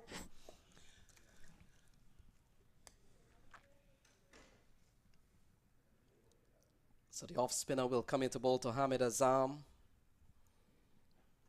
It's always a good feeling, Lenny, isn't it? You've been hit for a 6 and then you have a nice comeback as John Russ Jagisar had with great help from the fielder on the long on fence. Yeah, perhaps one too many. Not getting hold of the shot. So he's now history, and we're watching Hamid Azam as he joins Samit Patel. Still 40 balls to be bowled. And we made mention this fielding team, Florida Scorpions, they badly need a win. They're yet to put points on the table. And of course, by Saturday, in fact by Sunday, should start the playoff run. So teams are still hoping that today being Friday and tomorrow being Saturday to play their last round games, Nilesh, and try to put points on the table or to enhance their lead. What they've had so far. Samit Patel, the man on strike, he has batted extremely well. Samit, they certainly increased his pace from run a ball. This one eased into the onside, running quickly. That's good running. So we've seen 4 wickets to have fallen so far. We've seen one from Delray Rollins, one from Keon Hardin. Emirates picked up 1. And John Ross Jagisar, he has picked up a wicket in this over. Perhaps the big wicket of Saad Ali. Oh, swept away. That's a good looking shot from Hamad Azam. Fielder will come around. And the batsman settled for one. Well executed shot from Hamad Azam. Yeah, this pair, Samit Patel certainly will be, he's been on the crease for quite some time, and Hamad Azam just joining him. They will have to, it's all about building partnerships in this and try and avoiding the dot balls. So ball cut away into the offside. And that will complete over number 14. So 14 overs gone. Stallions haven't been sent in. They're batting at 119 for 4. Yeah, Jagisar with his 3 overs conceding 24 runs and grabbing 1 wicket certainly has done well in the bowling department. And at the present time, the way it looks, 119 for 4 with 6 overs to go, the Stallions will want to continue to accelerate their pace as long as they have the big hitters. Samit Patel, certainly we've seen some lofty strokes from him, and I'm not too aware of Hamad Azam's abilities. We'll see how we'll find out what he has in store for all the viewers here in this US Open tournament here at the Broward County Stadium. There's a bowling change here. George Dockrell will be coming in to bowl his first over of the match, and he will be bowling to Samit Patel, So donning that yellow helmet. So 36 balls to be bowled here. And the slow left arm orthodox comes into the attack. Starts pretty well. That was an unnecessary overthrow. Again, those freebies we talk about, the no balls, the wides, the overthrows, these all add up at the end of the day, and then you just shake your head at the end of the tournament. I said, why did we give up those freebies? If we had just contained and be a bit more cautious about those deliveries, it could have helped us immensely. So some fielding change happening. Lenny, as the fielder from point, is now moving towards cover point area, in the short cover point area. Maybe not. So Hamad Azam just on a couple of runs. And George Dockrell, one of quite a few Irish players we've seen in this tournament. Still 35 balls still to be bowled. Into the offside. That's an easy single. So the weather has really been good, and I think the timing of the US Open cannot be understated, Nilesh. They've picked one of the drier period in the Lauderhill area, Lauderhill time to really come and do this tournament. So a couple of good balls in this over from George Dockrell. Not a bad start. He's bowled 3 balls in this over already. Only 3 singles. Yeah. This has been a very good over from George Dockrell. You were talking about the weather. I was on earlier with Vinod, and you couldn't ask for a better weather, Lenny. It's slightly cloudy. The weather temperatures are excellent for playing conditions for the players, especially out on the field. And that is nicely tucked away to deep square leg as they come amble across for an easy single. And Nilesh, what we have seen in the tournament so far, we've seen the pitch assistant spinners, and when you look at the likes of George Dockrell here bowling, conditions at the Broward County Stadium could suit players like this. Into the onside, fielder comes in, takes a well-judged catch, very low down, and that's the end of Samit Patel. Now this replay is one that you will want to watch. Look at that catch taken at deep mid-wicket. As we roll the replay for you on your screens, Samit Patel is batting. He hoists it to deep mid-wicket, and a very well judged catch, outstretched hands, and that is the prize wicket of Samit Patel. Samit Patel departs as the Stallions are now down to 123 for 5, and we're going to have a double change in the commentary with Vinod Mamchan coming back in this operating room.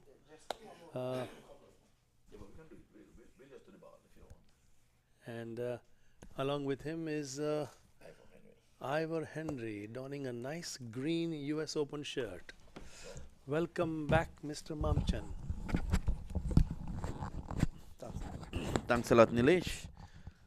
It's 123 for 5, which is a position where they can fight back from and get up to something significant, because at one point they were actually 113 for 3 with Samit Patel in fine fettle. Now, Chris Benjamin and Hamad Azam is on 4. George Dockrell completing a good first over, just 4 runs. John Ross has been good as well, 3 overs, 1 for 24. Let me say a very good morning to Ivor Henry. Good morning, Ivor. How are you? Good morning, Mr. Vinod Manchan. And let us know now, Chris Benjamin has joined Azam. So we have 2 relatively new batters. And your prediction is, you said 140, 150? I think from this position onwards, they will get up to 161. 161. I'm with you. We'll watch, we'll wait, and we shall see. So, it's John Ross finishing up his spell. John Ross was the best bowler of the tournament at the last US Open. And he has not set the place alight this time, but as the tournament progresses, he will come into his own. He's that good a bowler. Played for the Talawas, the successful CPL winning team. In fact, he has moved across to your country, Nevis. Played for the St. Kitts Nevis Patriots, was with the Talawas. I'm happy you put it in its rightful place. The St. Kitts Nevis Patriots. Yes. I normally hear a Trinidad second team. Yes, that's Trinidad's second team. Played away. I was staying away from that, but you encouraged me. So that's one more. 125. So what do you think they're going to get up to here, Ivor? Yeah, I'm agreeing with you. They should get over the 160. My first prediction was about 170. But they had... No, just short! Picked it up, yes. What? Diving forward. You hardly ever see players diving forward. Great attempt. This tournament is really the decimal has really gone up.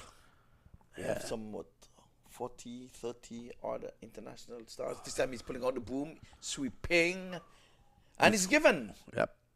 Well, he's indicated that he was struck outside the line of the off stump, and if he's staying there, it seems as if he was struck outside the line of the off stump. Let's see. Yes, it was.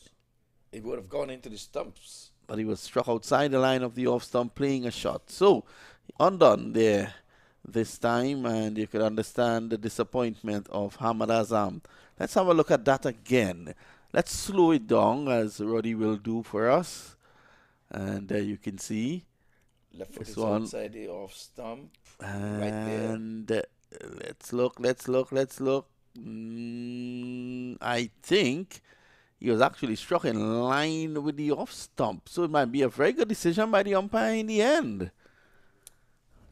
Good decision by the umpire in the end. Yes, I'll give it to the umpire with the naked eye, and it's just said it's not where the batter ended up.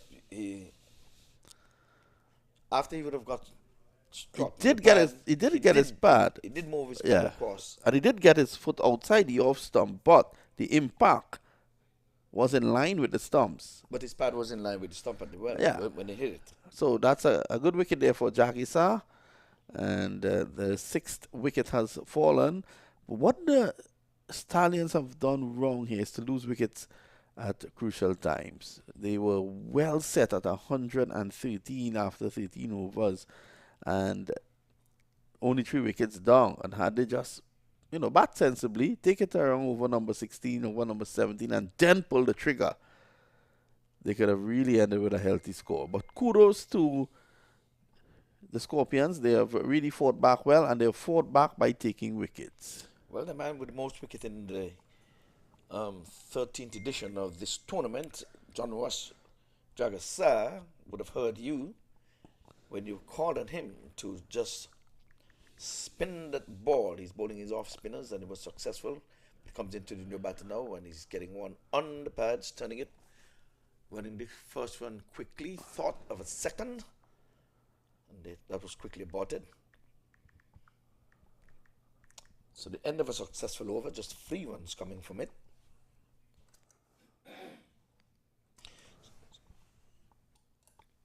So the score has moved on to 126 for the loss of some 6 wickets. We still have these 2 batters, relatively new. As a matter of fact, they've just faced some 3 deliveries between both of them. Both batters on 1, but they've got to get the wheels turning at this time. They can't wait. There's no waiting. Earlier in the innings, Florida Scorpion would have called right. They would have won the toss and elected to field. And quick, and in a hurry, they got the 3 big fish out of the water. Some snappers. Rakeem Cornwall, Guptill, and Harry Tector. They were back in the pavilion. 1, 2, 3. This time he's pulling, and he's pulling well, and he goes over the boundary ropes now for 4. And that's Hamid Singh. So he's starting the chorus. So Chris Benjamin will now have to join the chorus in the singing. And as to continue, we'll have a look at that again. It's badly lined outside the leg stump. Free hit of some sort. Yeah. Bad delivery. Bad delivery there, Ivan. That helps the cause a bit. 130 for 6. All of a sudden, it looks different. Dockrell, the Irish international, hasn't had the best of times here. Again, swung away. That's 6 runs. Bang! Into the MAQ TV sign. Yes, and Singh is singing, and like you said, they've got to up the ante here. Quick, fast, in a hurry. 2 deliveries, 10 runs. But he's the captain, and he has decided to put things right. Yeah, that was too short from George Dockrell. You would have dealt with that appropriately as well. You would have gotten us at least a single. Straight down the ground, and that'll go into the boundary now for 4. Harmeet Singh is turning up the heat here. He's scoring vital runs in the end. It's all of a sudden, Ivor Henry, it's 140 for 6. Yes, let's have a look. Using his feet well and hit it straight back over the bowler's head. That's where no fielder can feel behind the bowler. So here he's coming in with some real rough treatment. That is George Dockwell. He's going after him again this time. Butted fingers. This one slipping through. They're going to get 2. The ground fielding has been found wanting, but the catching is really up there with the best. So it's a good over so far for the Stallions. They're galloping. Yeah, they're doing well. Harmeet Singh, the captain, has really come in, and all of a sudden, 17 of 5 has really taken the fight to them. Dockrell is looking to sharpen up. He's going to make a change in the field as the sweeper goes a bit squarer, and he has now brought a point into position. So let's see how he goes. Squeezed away on the offside. That's 1 more. So Singh, realizing he has gotten a good share of runs in the over so far. 17, all of 17 of them. And he's probably hoping for his partner Benjamin to really join the party. And then he'll be facing the next over, as long as he can hit a 6, a double, or a 4. And he's reverse sweeping, and what a way to get out. No need for that. You can see Harmeet Singh, he is annoyed at the other end. Benjamin, there was no need for that. He could have stood tall and punched it through the offside. And he goes, so the 7th wicket has fallen. And I think this is really Benjamin just not thinking, because you have already lost 6 wickets. Now it's 7. Your captain is on the go because he knows that there are still 4 guys in the hut. Now, with you playing like this, you put him under pressure. The ball was outside the leg stump. It's a free hit. if the production crew can give us that replay again. The ball was outside the leg stump. No need to take it from outside the leg stump into the offside. No need. Definitely no need for that. It's going to be the experience we had Emirates to come back now. And Emirates will be looking to end strongly.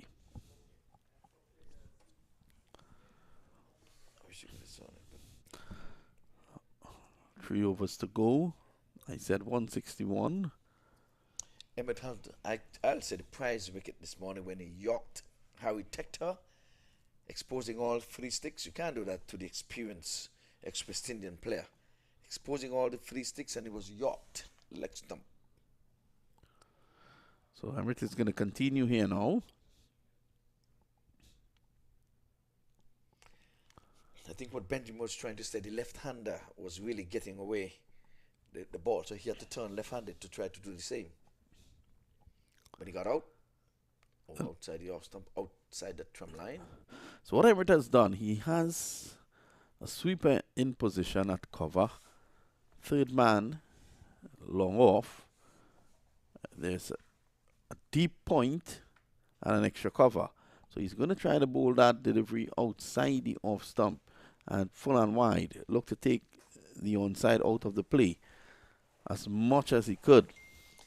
And in the onside, his boundary riders would be the mid-wicket and the long on. That's a good stroke down the ground. They're running the first one quickly. Are they going to be taking on the arm? No, they'll be flirting with danger. Struck it too good. Should have played it with soft hands just past the bowler, and he might have been in business for the double. 145 is on the board for 7 wickets. We're into over number 18. Remember, it's a 2020 encounter. And again, we want to welcome all viewers to the MAQ TV. Bring along a friend when you're coming. If it's evening time for you, enjoy your supper. We know you're into the... Well, it's just 11:30.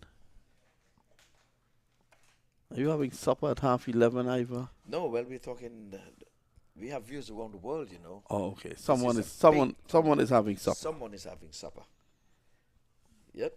We're not just catering for those here in North America. Even in the Eastern Caribbean, they've gone past 12 o'clock this afternoon for them.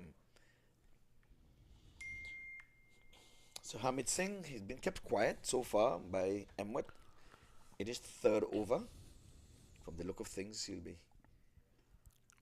probably bowling the last over. Here is Emirates. Full and wide. Again, taking the levers away from the left-handed. That's Van Schilach. Yeah, must have done some damage. Thought that was Singh, I think, who was on strike there.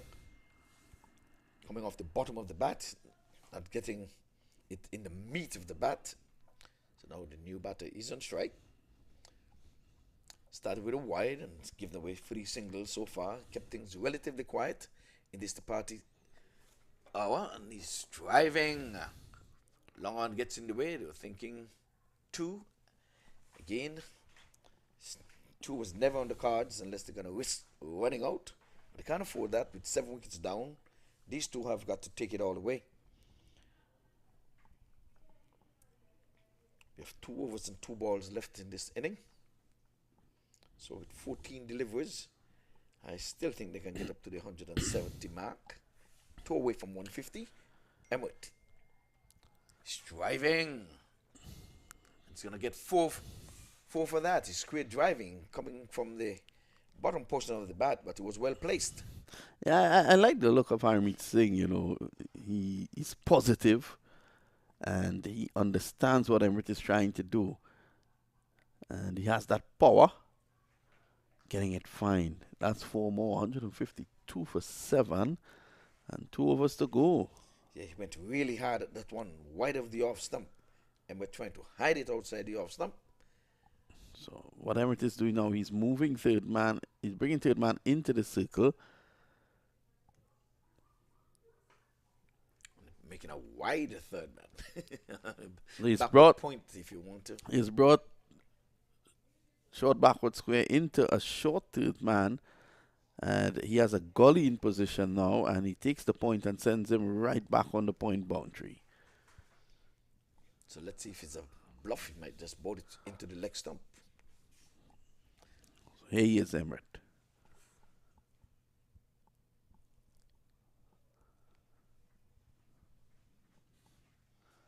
Easy single, end of the over. At the end of 18, it's 153 for 7. Which indeed is the latest score here at the Broward County Stadium. Well, with 2 overs to go, I think they're going to get much more than the 170 that I predicted. With Hamid Singh on the charge, 25 from 10. And he will be on strike. He's the captain. Yeah, he is the captain. He's leading from the front. He would have sat in the dugout and would have realized a few wickets would have fallen, and he was disgusted with the last wicket when we saw the switch hit unnecessarily. So, gifted a wicket. It's Christmas, you know, so to gift a wicket, to give something at this time, that's the norm.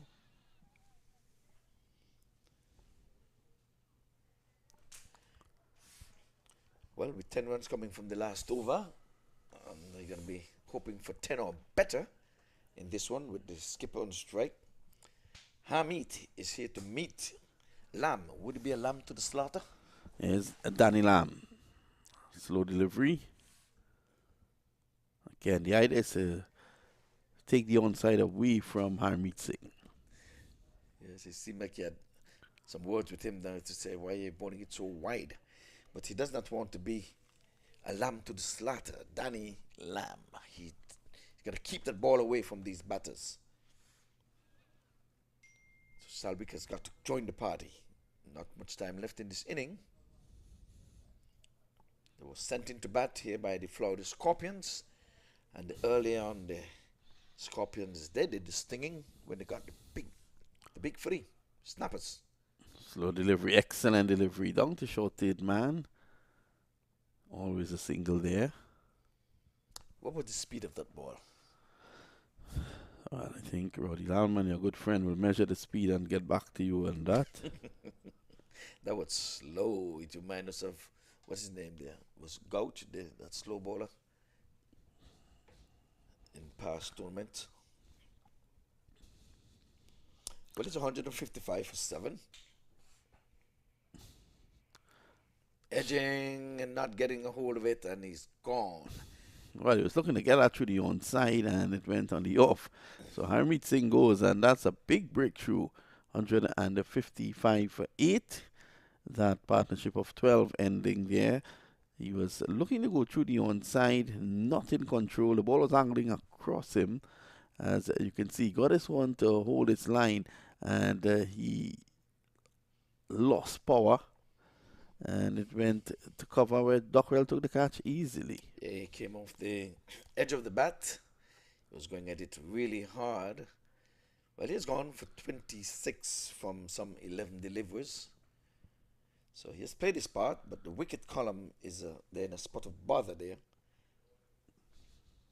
Oftentimes you have 2 relatively new batters. And at the end of the inning, to anchor the ship, you needed a set batsman to be in at this time. That is not the case. The Scorpions, they're stinging. They would have sent them into bat and hopefully try to keep them under 170. I think that should be manageable. The pitch has been a good one. There's some life in it. It's the second day running on pitch number 1. We're into day number 5 of this 9-day tournament. And of course, it is the 14th edition of the US Open. I want to say thanks to Cricket Council USA. Yeah, is Lamb. Signal wide.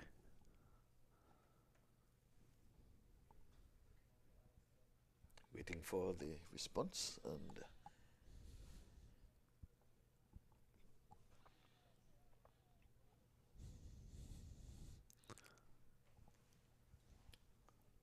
so it's very quiet out there at the moment. Looking to see whatever runs they can eke out. The last over, that's a brilliant delivery there by Lamb.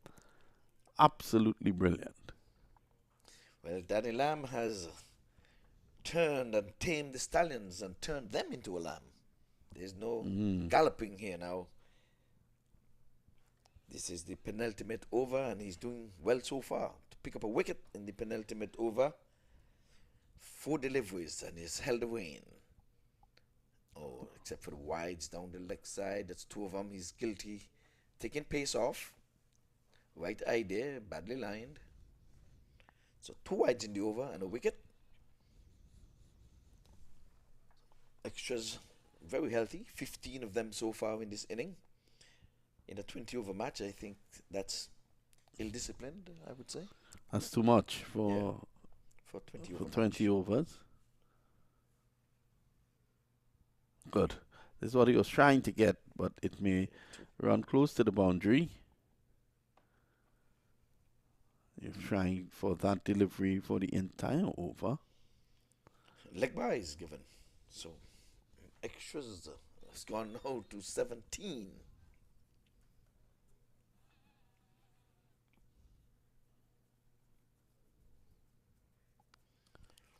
Yep, I thought it was only 2 runs, and I should have known, because it slowed up. He got some wheel on that. It would have been much faster.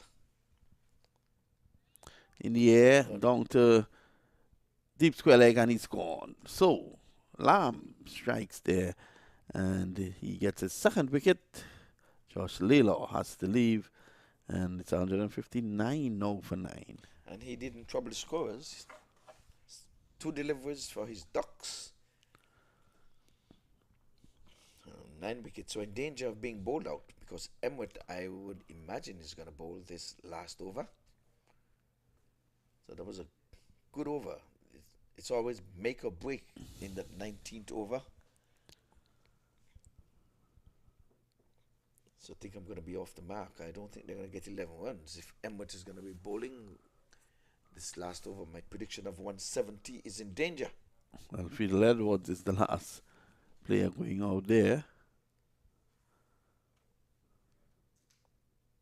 Held a long discussion with Dr. Mehta this morning, Fidel Edwards,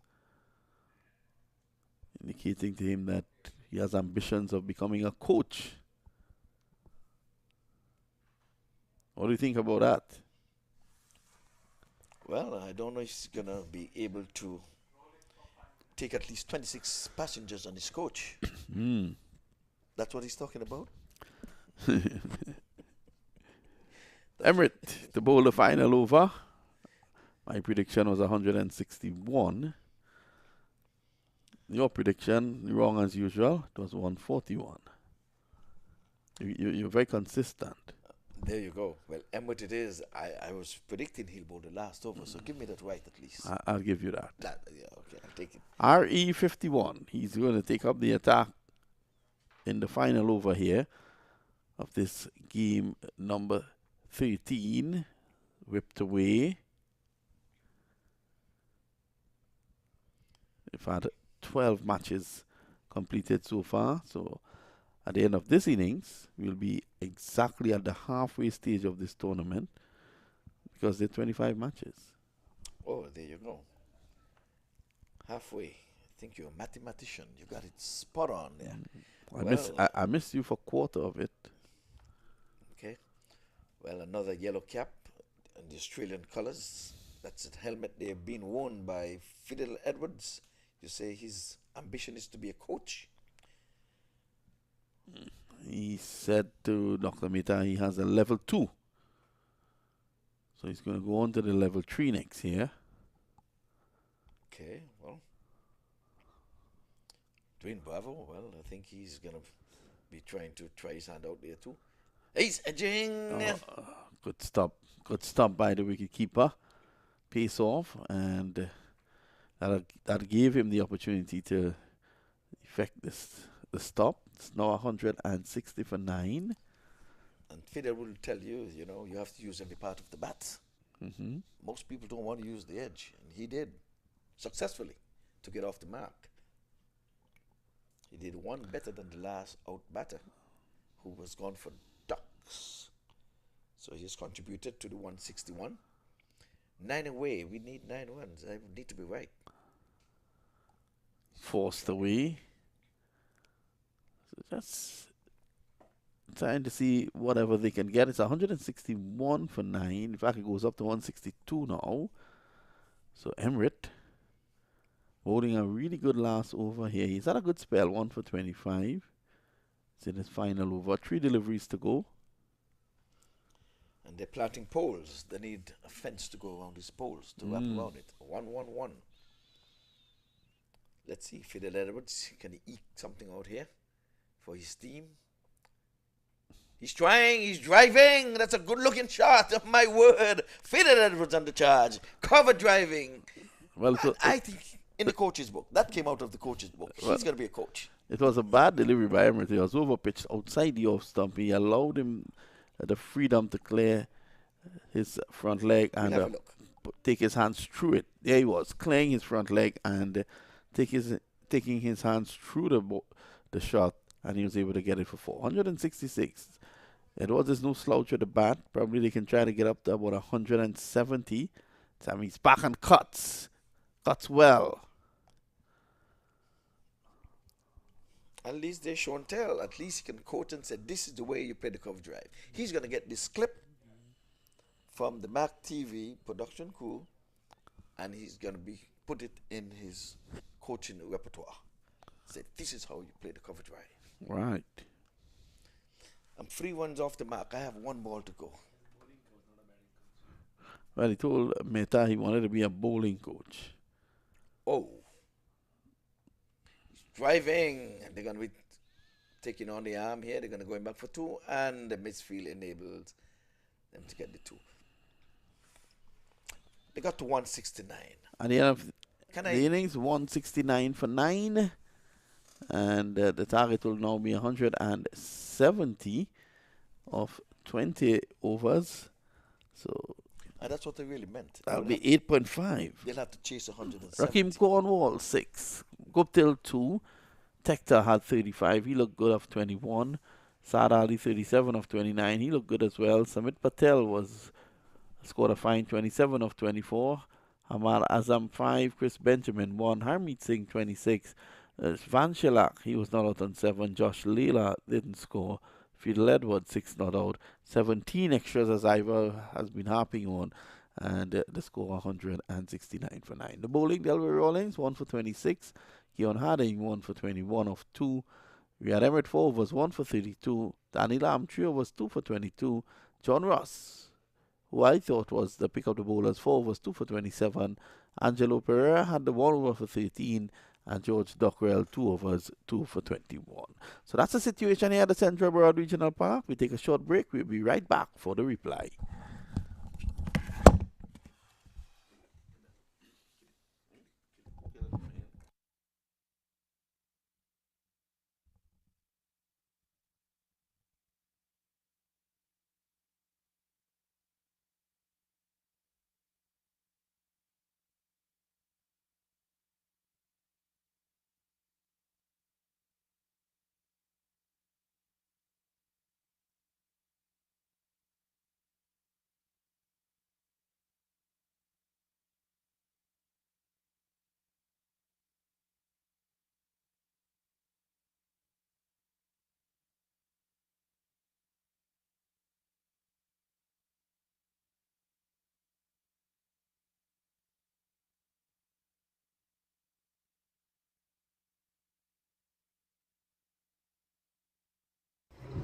Great day for the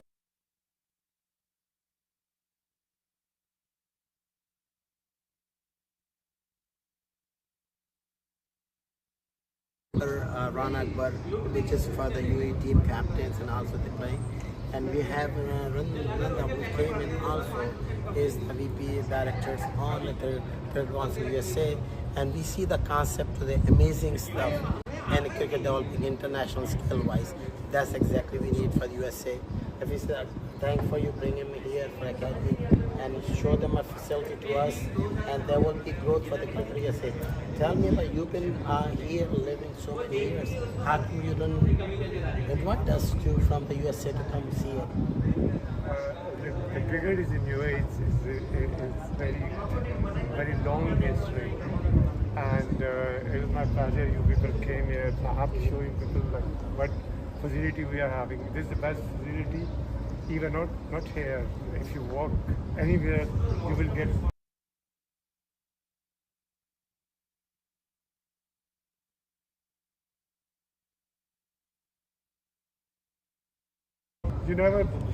You people was thinking, oh, everything is in USA. Exactly. Yeah, but I have to show you first, and then you can decide when you want to come. You're welcome, always. Thank you. We'd love to host you. Thank you for hosting here, and then you saw this thing up, and as a viewer, as a foreign in the cricket in USA, tell me what you have seen today, and we don't have in the USA. Yeah, what I've seen is an integrated sports academy having all 10 dimensions of any sport. You have a fitness center, you have a ground for practice, you have for games, you have indoor facilities, you have 5-star physiotherapy for injuries, we have a cafeteria. So what we have not seen in US is having all these 10 components in one location, where it's like a one-stop solution for cricket development and cricket program, where students and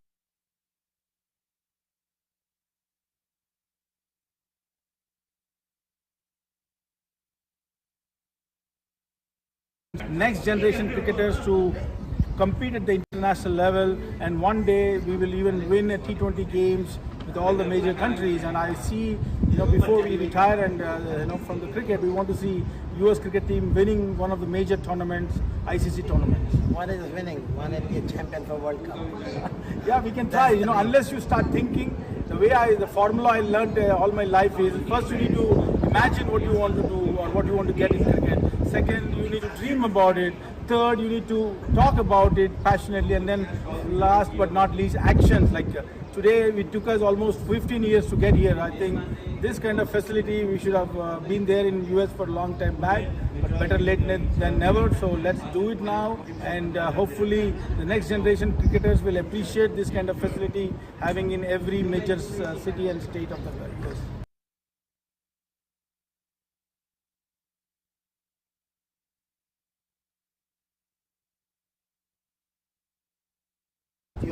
You have cafeteria, you have indoor academy, and you have the shops, pro shops also, top of them. You have the gym where you can have daily, you have the swimming pools, you have 2 major grounds here. So that's why we need a facility in USA. So we're gonna make it happen in USA soon. For the MAQ group is working on the project. One of them is a Fayetteville, North Carolina. We're gonna be working on one of the biggest event in USA. Is trying to get this thing up in North Carolina.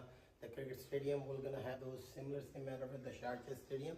We come to watch this thing, how the Sharjah Stadium go.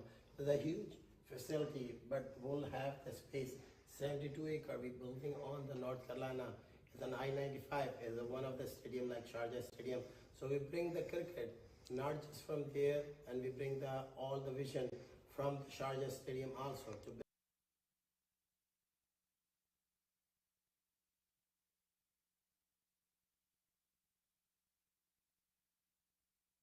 USA now, and similar same concept you see in here.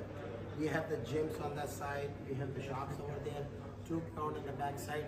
So we will bring this concept back to the USA as we require, and we're gonna walk through this ground. As you see the indoor, they made the store for the academy, which is that academy. We're gonna run similar same thing in USA. We're gonna make it the copy of them, so they're ideal. And there's the gym out there. So people walk in and come to the gym. They go back to the base. There's an ICC academy with also gym. If you see the gym, we have currently working on the gyms now. And that's the gym basically we have for the players. And players come in and do the exercise here, walk through to the ground as we seen that thing walk through it. This is the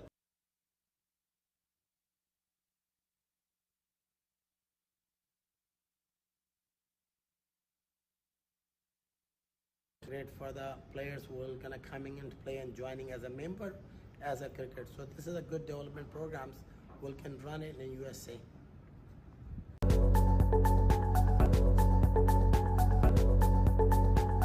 Indian Lake Estates as our newest Florida land investment opportunity. Situated in Central Florida, in the same county as Disneyland, Indian Lake Estates is within easy reach of Orlando, Tampa, and the Space Coast. Indian Lake Estates is a gated private community covering 10 square miles right next to one of the largest freshwater lakes in Florida. Entering through the gates, you soon discover an 18-hole championship golf course, a 9-hole executive golf course, alongside tennis, pickleball, and basketball courts. And when the games are over, why not relax in the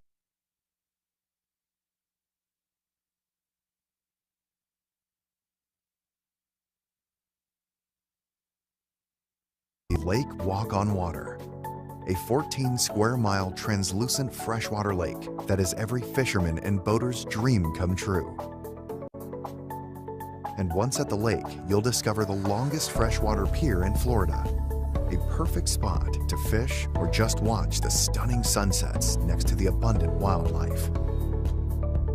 Indian Lake Estates boasts a variety of half-acre buildable home sites extending from the golf course to the lake, including lake access canal lots. All lots come fully deeded as well as inspected for wetland and flood zones. Owners can use all the facilities without having to build. Caledonian offers a limited number of buildable lots with significant investment growth potential.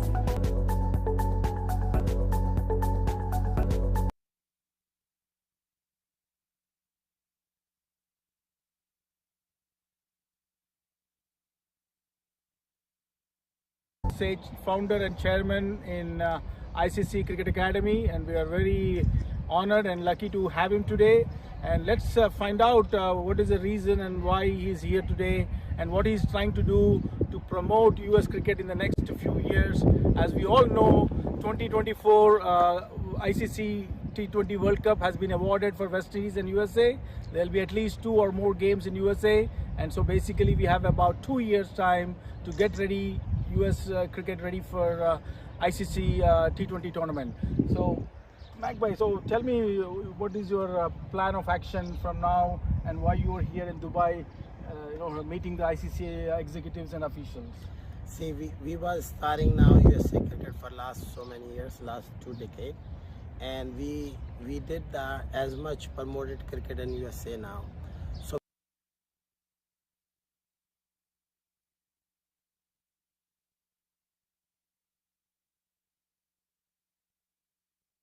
are they doing ICC, how they doing international scale, where they're dominating the cricket like India, Pakistan, all. So this is a great platform we have now to learn, bring that scale to USA. So our main vision to come down in Dubai, see that what standard of the grounds, what standard of the tournament they're happening here, what standard of the academy running it, and how they're setting up. So there's you can see the view of the academy.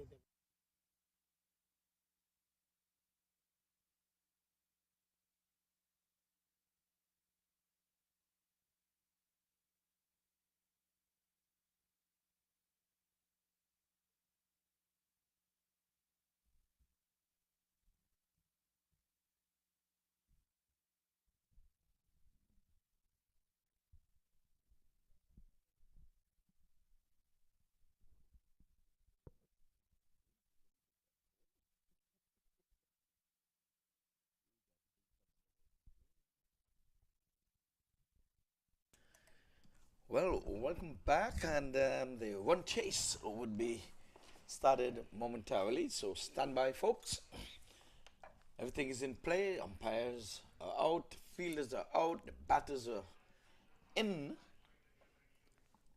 Sounds funny, right? The umpires are out, the fielders are out, but the batters are in.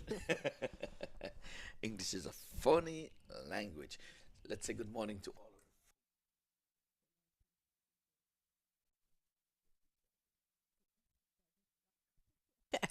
So welcome back. It is 169 runs on the board. So that means the Florida Scorpions, they need 170 runs for victory. If you're just joining us, welcome. And for those who are watching, we say thank you for staying with us. Thank you, Judisa, for staying with us. Those of us who are in the hair salon there in Jamaica, Ivor, we say good morning. Of course, and we start with Sharon. How are you doing, my dear? Good to see you. I saw a picture of you. I was on the combox, couldn't say much. But want to say a pleasant good morning to you over there in Jamaica. Live cricket has started. It's one chase has started. Goes in now, bowls, and he's striking this one, and he's out. Take on 11. a golden duck. A first wicket is down there, Ivor, without no run on the board, with a total of 170 runs to get. Well, the Stallions, they have striked. Yes, indeed. That's the Scorpion been stung. Very first delivery. We'll have a look. On the line, just outside the leg stump, flicking away, and only 2 men can be outside of the 30-yard circle, and he made sure he picked out one of them. The one down at the deep mid-wicket boundary. Good catch. The catching has been really, really good in this game so far. The ground feeling was a little bit off when the Scorpions were feeling, but now the good catching continues. So the Golden Duck, he started a duck farm. Do you think anyone else is going to be joining this farm? Well, it's for us to see there, Ivor. Well, first ball up and a wicket for S. Van Shalwick. A target of 170 with that wicket can look like climbing Mount Everest, but it's early days yet. Yes, it is still early. Remember that the Stallion, they have lost 3 quick wickets. They managed to get 169 runs on the board. But with the incoming batsman losing a wicket with no runs on the board, kind of put a sense of a pressure on the incoming batsman. But that was a good delivery, though. It flicks it out and a good catch in the end. But if he has the mindset like me, remember yesterday I was telling you, there's a difference between opening the batting and batting at number 3. I feel very comfortable batting at number 3. Even if the first delivery of the match were to have, if that wicket were to be taken. Well, slip in place, Cornwall is there. The big pass outside the off stump, tailing away into the slip cordian, left alone. Might say it's unusual to be leaving alone in a 2020 match, but that's not the case. That was a good delivery. Pitch on about the off stump, tailing away towards the offside, taken cleanly there by the wicket keeper. So no runs on the board. 2 legal delivery would have been delivered. So the tails are up. So the Stallions, as in horse, tails are up. Time is playing and it goes to the mid-off. I thought the bowler was in with a chance there. The way how he played it, thought it was coming back to him. 3 dots in a row. It's a hat-trick of dots. Yes. And you mentioned Rakeem Cornwall. They call him Jimbo. Yes, well, he has moved over from the slip and he has gone into the short fine leg position, even though the ball has been tailing away. So let's see if he's going to be bowling some in-duckers now. That's a strange move. Right arm over. And again, this one is going from leg to off, but it would have taken out the leg slip. I think it's a bluff. But again, he plays this one to point just for no run. So 4 deliveries. 4 dots. So Van, he's been bowling a very good line and length, not giving the batsman so no room at all. So if he even play a shot, maybe it'll be a chance for a catcher or wicket. Well, we've seen a wicket maiden in this tournament so far. Let's see if he can emulate. He's going after him. Back to the bowler. 5 dots in a row. So let's see if he's going to do one better. Can it be a maiden 2 wickets? Let's see. If it stays this way, then he'll equal the 1 over, 1 maiden. Good start there for the Stallions. Very good start. Scorpions have been stung by this. Have they been kicked by the Stallion? Yeah, been kicked. They've been kicked. Final delivery of the first over. Down the stand, and he's asking a question and given. He's right in front of those sticks. A slow ball, and the umpire took his time. We see it on the replay. So he has bettered the 1 over, 1 maiden, 1 wicket. 2 and wickets. Now he has gone 1 over, 1 maiden, 2 2 wickets. So we'll have a look. Have a look on the replay, but that looks as if it was right up in the black hole there, Ivor. Let's have a look. See. Feed delivering. It's a beautiful yes, indeed. delivery. Right in front of all those sticks. Right in front. The umpire, he delayed the decision and he asked and asked and asked, and in the end, that dreaded finger was raised. Everybody went up there, Ivor. Everybody went up. They knew it from the moment it misses the bat. Except the umpire. He had to wait. Well, he had to wait to make that decision. 2 wickets down, no runs on the board. 1 over completed. Required run rate is 8.9. They're chasing a total of 170 runs for victory. Well, we have a look at it again. And here's Steve Buckner. He gave that slow death. There it is. Pitch just about leg stump, I would think. Maybe the batter thought it was going down the leg side. I think it pitched about leg stump. Yeah. So it pitched between wicket and wicket. The only thing could have saved him if he would have pitched outside the leg stump. But to me, he would have pitched on the leg stump. It was borderline. Umpire's call. Clipping. Yeah, I think he was struck in front. Yes, it was a good delivery indeed. We know he was struck in front. But the ball pitched outside the leg stump. No, I think it would have pitched in line. And that's what matters. Maybe that's what the umpire thought about. He played it back in his head. Would that ball would have pitched outside the leg stump or on the stump? And a good decision in the end. So 7 dots on the trot as the new bowler bowling from the northern end, left arm round. That's Hamid Singh. So the the Stallion, they have kicked the Scorpion again and picked up 2 wickets so far. So one see in the making as he clipped this one round the corner. The bowler chased it. The fielder chased it all the way. That sloppy feeling there. He enabled the batters to run 3 runs. That was Fidel Edwards. Played a lovely cover drive. And he didn't put in, didn't make really any effort there to really prevent the 3rd run. In a sense, gave away a run. On the back foot, punching into the offside. For a single. So both batsmen off the mark. So the duck farm has started, but none of these 2 batters decided to join the duck farm. Mm-hmm. So 3 overs, a dot, 3 runs and a dot. So Kimberly, you are a wicket taker. You would have witnessed 2 wickets in the first over of an inning without a run being scored. Yes. But that was a very good over there from Singh. It's in the air, that will go, it's going, and it's gone. It's gone over the top for a massive 6. Yeah, that was a good shot. He took his time and came out of the meat of the bat. It was well timed.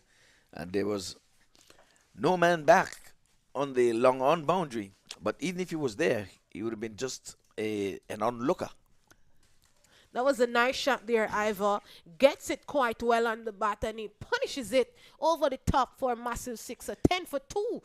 Yeah, if it's there to be hit, you have to hit it. You have to not think about the 2 wickets that would have gone. That's done and dusted. You've got to think about getting to 170 for the win. Yes. And your duty is to stay in. That's what you're called upon. You're a batter. So the ball has returned, having been examined there by the umpire. He has confirmed that this is the exact ball that left the playing area. Apart from examining the ball, he wants to make sure this seems to be the exact ball. This time he's pulling out the boom, he's sweeping, not really connecting well. Let's see if he had a touch onto it. He got some willow on it. Didn't come out of the meat of the bat. So over number 2, a good one. 11 runs coming from it for the Florida Scorpions. Yep. 11 for 2, Kim. Yes, indeed. So I know that the captain here will put Van back in the attack after he picked up 2 quick wickets. Yep. Stallions kicking the Scorpion there, but the Scorpion will have to try and build a partnership to get pretty close or get to 170 that they have 8 wickets to come. For those who are to come, will be able to bring them over the finishing line. But 170 is already on the board. Another 159 runs needed from 108 deliveries. The current run rate is 8.8. They're going at 5.5. So Shalwick representing the Stallions, and it's fair to say his tail is up. Comes in, right arm over, and they still can't score. Yes, they can score. One would have passed the extra cover. Was found flat-footed, didn't get to move, and I want to play to the right of him. So can we say that as Van Shalwick has been expensive? He's given up a run. He has gone away from the norm. He's bowled the previous 6 deliveries without a single coming off his ball and getting 2 wickets. This time he's going after him. It's a good hit. And he goes all the way for 6. Gets under it quite well and punishes it. So it seems as if these 2 batters are going to be aggressive. The mindset is to get some runs. We're going to attack him. He bowled well in his first over, but we're not going to let him get settled. We are going to attack him. Yes, he used his feet well there, and that's one that came right out of the coach's manual. You get to the pitch. It was not a bad delivery. He made it into a half volley because he used his feet. He used it well. They're not afraid to play their shots. We've seen 2 sixes. This time he's playing a proper cricketing shot. Non-striker backing up a bit too far there. The shy came in at his end, trying to get him out via the run-out route. But I guess Shalwick would want none of that. He wanted the wicket to his name. But the Stallions would want a wicket anyway they come. Comes in at mid-team. And this time he's going after him again. That's a good delivery. He's followed him. He made room for himself by backing away into the onside, and the bowler followed him. This is the 14th edition of this US Open, and we'll have a look at this again. Good thinking by the bowler. Sit batsman. Got an inside edge onto the pad as he tried to go inside out because there's no one beyond the 30-yard circle in the offside. In front of the bat. This time he's going after him again. Another inside edge. He's trying to tug this one into the cow corner, which is vacant. So the only man who is beyond the 30-yard circle in the offside is the 3rd man. So they're trying to work those deliveries over the infield, and they'll be in business. So it's 17 for 2. Just want folks to know that Mr. Peter Nero has graced us with his presence. He's been here from day one, taking it all in. The person with the most videos. Time he's pulling, and he's pulling well. It's going to go down to the boundary for 4. Yeah, that's a nice shot there, Ivor. Well, he's not afraid. He's going to go at Van at any cost. Here we'll have a look. Pulls it quite well and managed to get it in the boundary for 4, which takes the score to 21 for 2 at the end of over number 3. Yeah, so he was being quite expensive there. That should have been 11 ones coming from the over. They have 10. But there was a single. No, that's not right. 21 for 2. They're chasing a total of 170 runs. It's a 21 runs partnership. They have lost the Scorpion. They have lost 2 quick wickets. And they're looking to build a partnership to get to 170.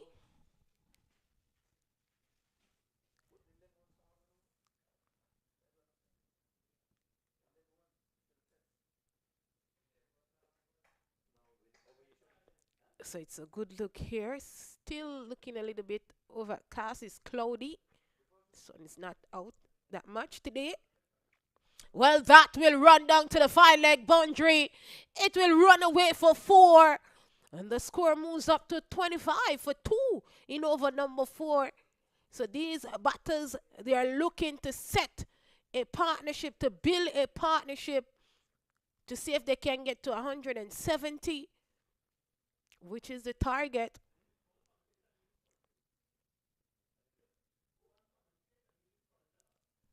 So 25 for 2.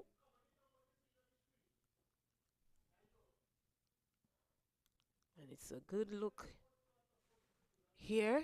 Scorpion and the Stallions are performing quite well. Seeing many catches been taken. Van Bol a pretty good over. His first over picked up 2 wickets for no runs. Come back in the second. A wide quickly signal there. A wide quickly signal.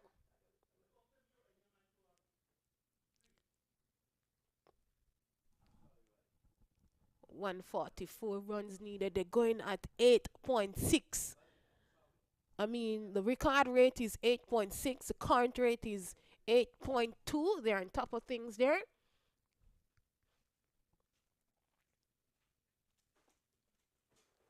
They're on top of things. Looking really good after losing 2 quick wickets. Swings and swings hard. The fielder chasing it. Won't get there in time. It crashes into the fence up for 4. It's a nice shot there. Score moves on up to 30. That was a lovely shot, inside out. He fitted Edwards guilty of overpitching there. And like I said, they're trying to get to the 170, which is required for victory for the Scorpions. Early in the day, they would have sent into bat. Now fitted Edwards. On the leg side, he's playing a nice stroke into the onside, just for a single. The 2 men outside the 30-yard circle is a deep fine leg and a deep backward square leg. So fitted Edwards in his inning at bat, he played a lovely, lovely cover drive. Understanding that he's interested in becoming a bowling coach. Yeah, he have lots of experience, played for the West Indies and Sydney Thunders, the Dolphins and Riders. Been playing a lot of cricket, so has a lot of experience under his belt. Again, we want to pick up the production crew. He's pulling, but there's fine leg into play. We want to pick up the production crew, Harry Lalman and his crew, for really producing some really, really good videos and bringing it all to you right here from the Broward County Stadium. Again, we want to say to all of the MAQ viewers, stick and stay. MAQ TV has cricket on 24/7. You talk about Fitted Edwards wanting to be a coach. We see we're doing Bravo. He'll be a bowling coach for CSK. The IPL. Yes. Nice outside shot. the off stump, and he's cutting this one. And cuts well, and he runs away to the boundary for 4. Fitted Edwards been expensive. Let's have a look. Again, he's charging and he's ball making good height, and he's cutting and cutting well. And he did ride that bounce quite well and get it in the boundary. Yes, so Fitted Edwards has been in for a beating here, 17 runs from the over so far. including a wide. So Very he has got to bowl 7 deliveries at least. Expensive. And it's a good look for the Florida Scorpion. 38 runs on the board. Will it be taken? What a catch! After that boundary, Fidel Edwards come back, picked up the wicket of Tucker. He walks back to the dressing room. The score reads a 38-3. Yes, we'll have a look as Fitted Edwards trying to redeem himself. He's charging again. He's coming off the outer portion of the bat and taken inches off the ground. And he claims the catch. Umpire satisfied that the catch was taken cleanly. Up goes the dreaded finger. Wicket number 3. So they lost 2 quick wickets without no runs on the board. They managed to put on a 38 runs partnership. That has been broken now by Fidel Edwards. And at the end of over number 4, it is 38-3. Yes, well, maybe it's worth giving away 17 to claim a wicket. Maybe. That's not one you want to be coaching to the schoolboys, though. That's pretty expensive to be buying a wicket for 17 runs. But nonetheless, over number 4 done and dusted, and we're going to do the first 5 of this. Kimberly, and then we'll hear the voice of probably Lenny Archibald and the Doc, I would imagine. So again, day number 5 of this 9-day tournament. It's a $150,000 tournament, Kimberly. Do you know the first prize purse, what the winner would be getting? $100,000. Wow, 100. Would that be Jamaican dollars or US dollars or TNT dollars? US. US dollars. We're talking about broad dollar notes? Yes. Broad dollar notes. Okay, we got it. So, at the end of this match, we have, this is day number 5. Tournament goes until Tuesday when the curtains will be come down. They will come down.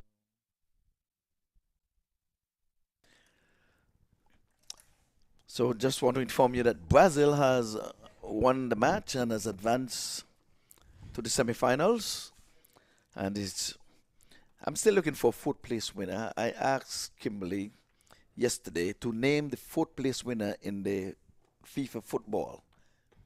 And she's coming up and saying, I can't even find the first winner as yet. I said, well, Brazil is number 1, number 2, and number 3.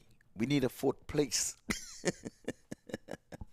So again, folks, you're not missing any cricket, a single in the meantime, while I was gabbing away there with the football, FIFA football, World Cup soccer. Brazil, the 5-time winners, would have won today. And Kimberly is saddened by the win. No, I'm not. I'm not. It's a game it's a sport, so I'm not. Oh, okay. Somebody has to win. It is 39 for 3 in over number 5. Well, that was just an untruth there. That was just an untruth. So they have to look to build another partnership. They build one of 38, and Fidel Edwards, he pulled that apart, and his score reads now 40 for 3. So it's Joshua in the attack.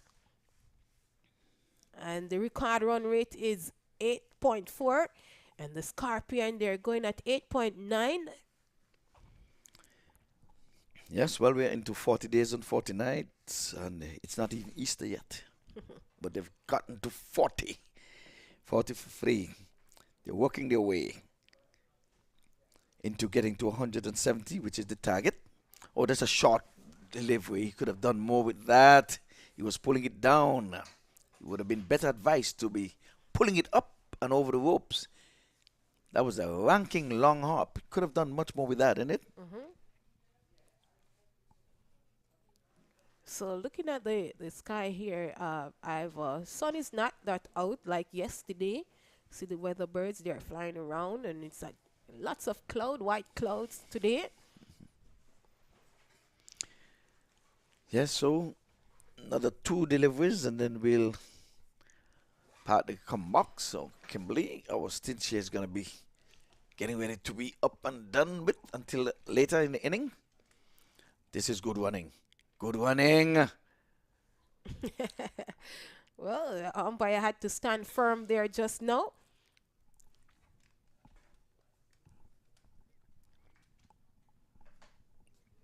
Well, 1 delivery to come. 42 for 3. Chasing a total of 170 runs. The Scorpion, they have lost 3 wickets. Stallions.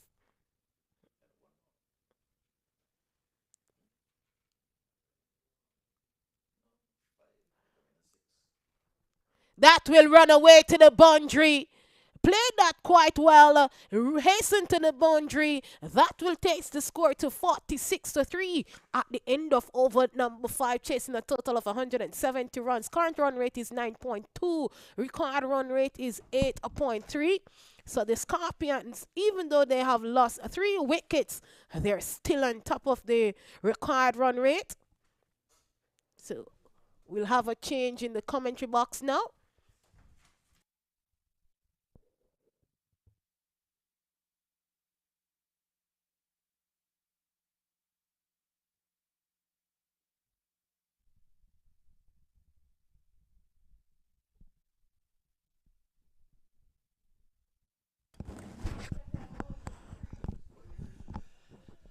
.46 for 3, the Florida Scorpions needing 170 to win this match, and a match in which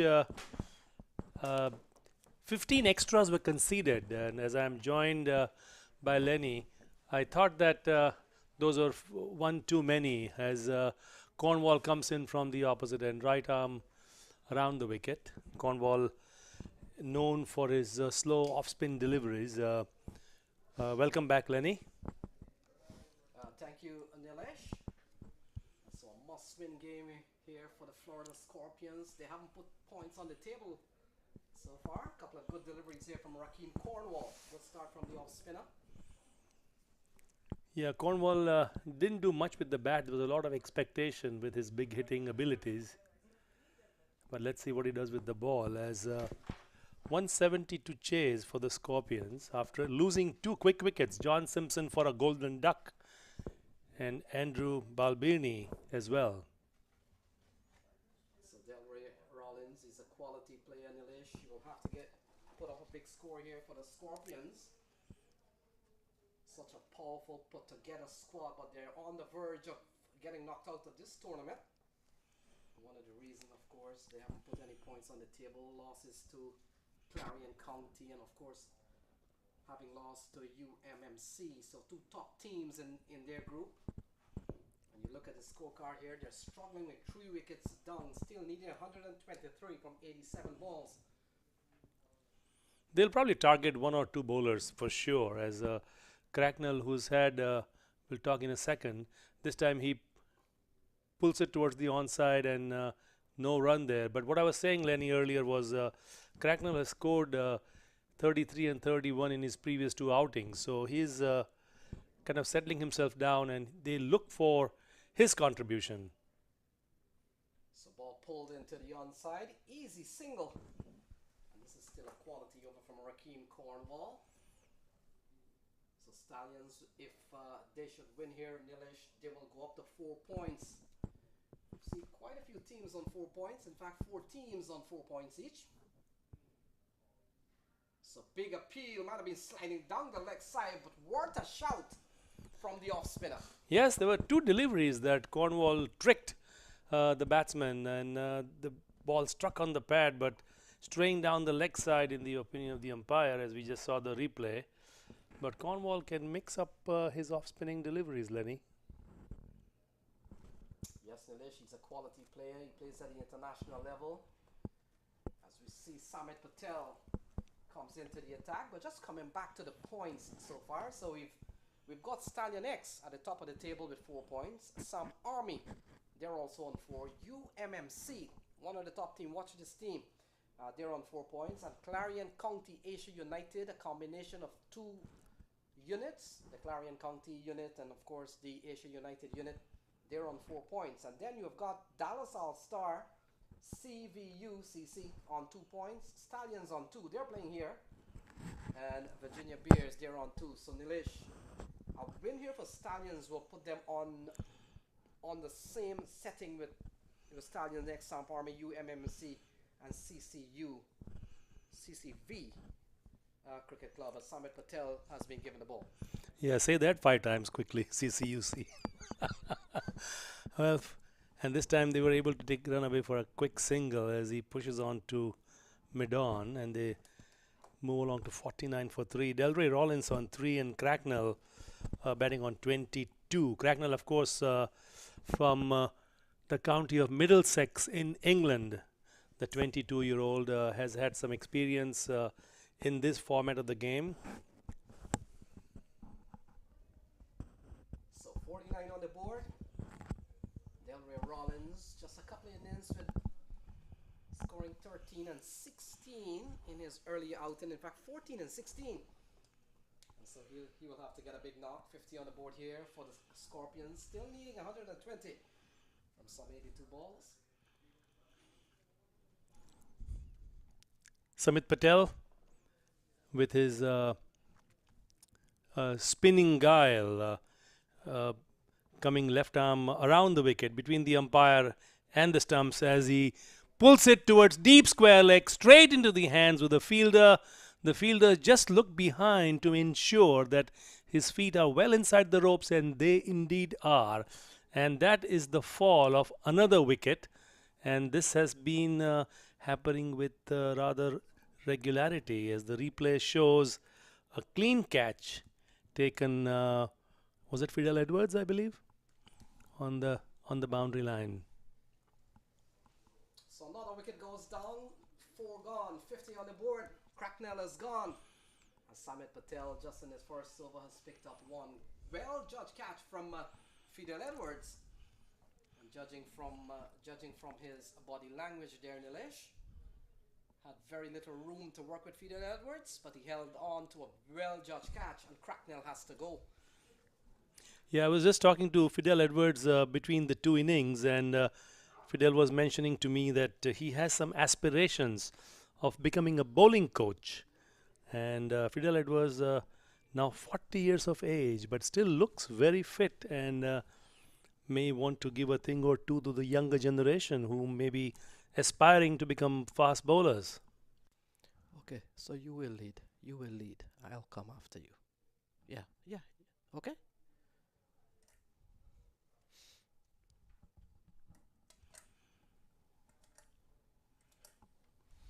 So Angelo Pereira comes to the middle. Angelo Pereira coming from the commentators end, coming in. This seems to be the norm almost. The left arm spinners coming between the umpire and the stumps, coming left arm around the wicket, particularly to the right-handers as they try to angle the ball into the right-hander. Angelo Pereira bowling his first over. So Pereira is the batsman, Nilesh, and Samit Patel is the bowler. Samit Patel is the bowler. So 50 for 4, as you can see, and a struggle on here for the Scorpions. Still some ways to go. They need 120 from 80 balls. They have lost the wicket of John Simpson, Cracknell, Balbirnie, and Lorcan Tucker. And now it's up to the likes of Delray Rollins and Angelo Pereira and the others to come. Ball eased into the onside. This has been a quality over from Samit Patel. It comes to an end. And after 7, it's 51 for 4. In fact, they come back for a couple of runs. 52 for 4 at the end of 7. Yeah, I don't think Angelo Pereira would have minded me calling him a left-arm spinner. Maybe he was dreaming of becoming a left-arm spinner, perhaps, Lenny. But Samit Patel completes his first over, economical, just 3 runs given. But talking about giving runs away, I thought, Lenny, 15 extras in that innings was far too many. I was talking to Emrit between the innings, and he was telling me that that's way too many to be given away in a 20-over match. Cornwall now will be bowling his second over from the opposite end, as the Scorpions chasing 170 to win, 52 for 4 at the present time. So the first over from Cornwall would have gone pretty well, just a couple of runs. He's a quality spinner. And when you look at Rakeem Cornwall, Nilesh, many are asking why is he not still in the West Indies setup in the different formats? And the answer is?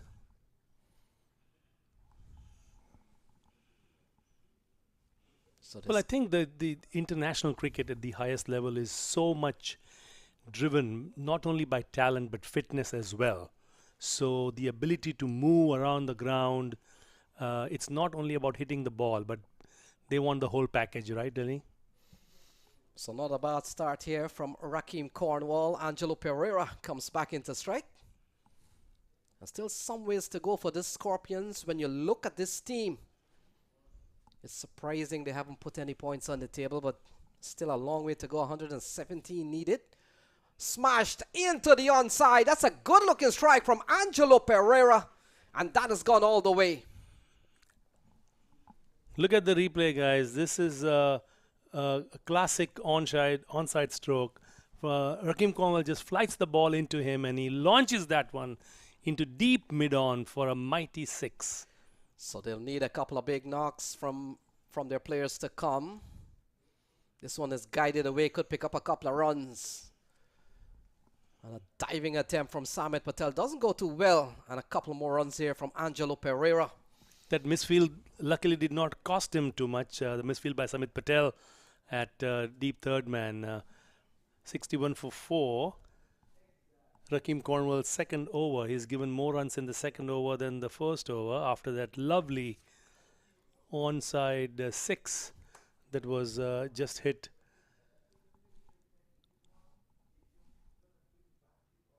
When you look at Delray Rollins, who will be on strike now, he will have to give them a really big platform.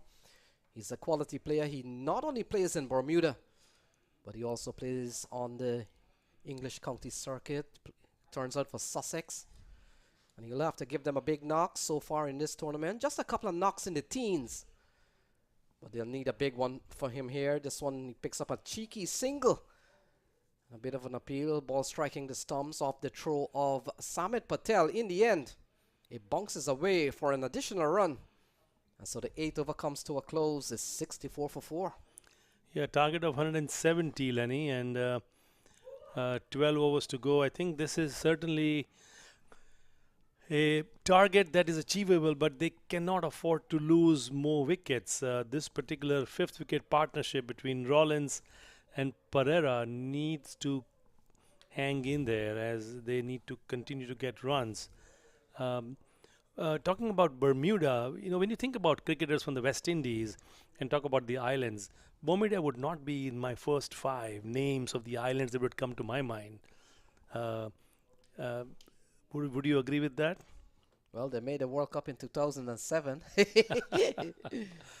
Yeah, but you're right on that, Anilesh. In recent times, Bermuda cricket has probably gone a little southwards in the last 4 or 5 years. They were a better team perhaps 10 years ago, or when they played in the World Cup in 2007. As we see Samit Patel, the slow left-arm orthodox, will continue. 106 needed from 72 balls. Still asking almost 9 runs and over. We've seen a couple of good shots from Angelo Pereira, Delray Rollins. I keep mentioning that he will need to come good today just to give the Scorpions a fighting chance to be playing here on Saturday.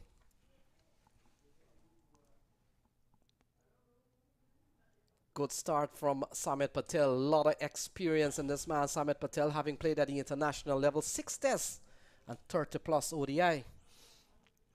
And a lot of stint that Samit has had for Nottinghamshire over the years, and certainly has provided good variety to English cricket, particularly English county cricket, as the required run rate is 8.8 now.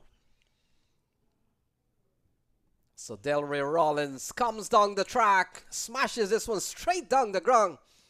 But a very good fielding there, preventing the boundary. And that's a good-looking shot from Delray Rollins. Good cricket here, Nilesh. Take a look at this one. Yeah, that was smashed right towards the side screen.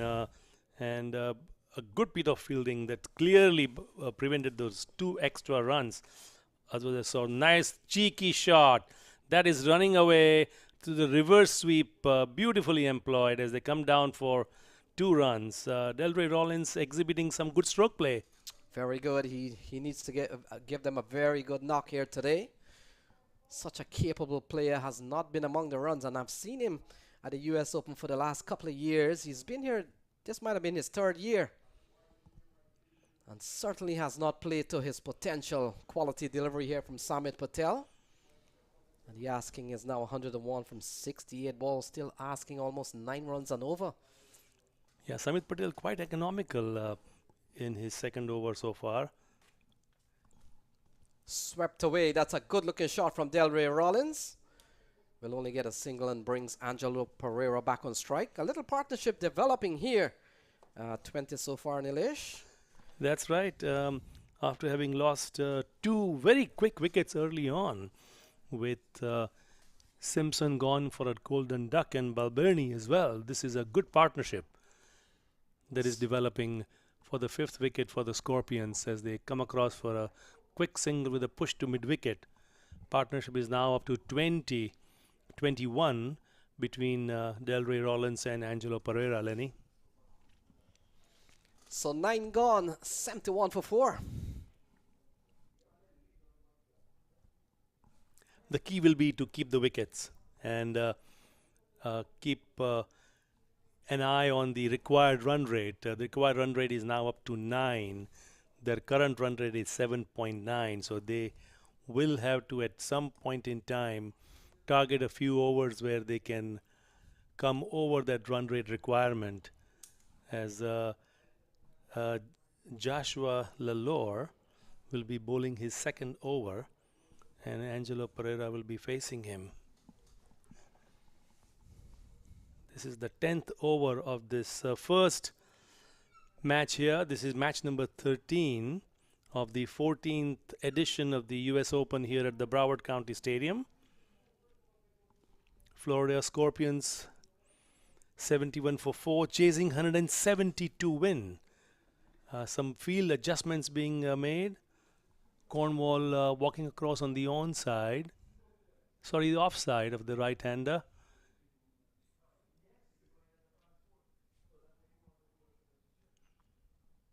Samit Patel is moving to third man, and Cornwall is going towards point area.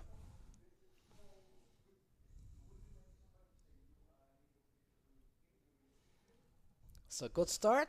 Only a single here from Angelo Pereira. A couple more games to come. Next game is Dallas All-Stars. They'll take on Clarion County, Asia United.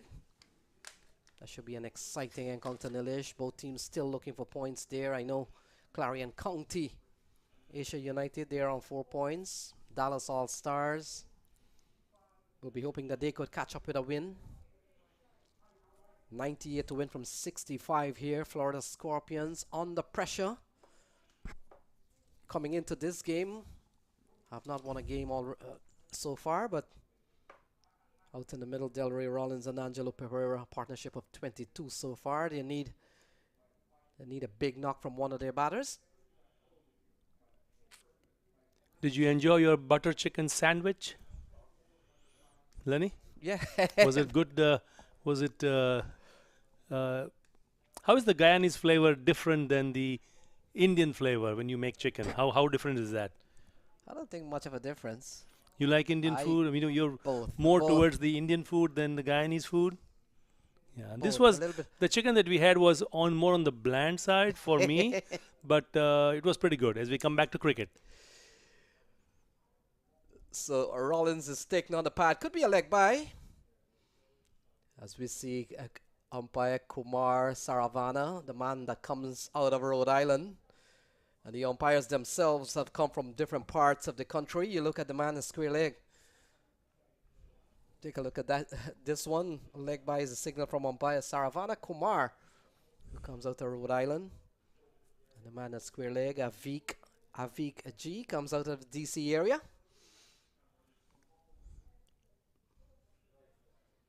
Ball guided into the onside, so safe batting so far, you'd say, Nilesh?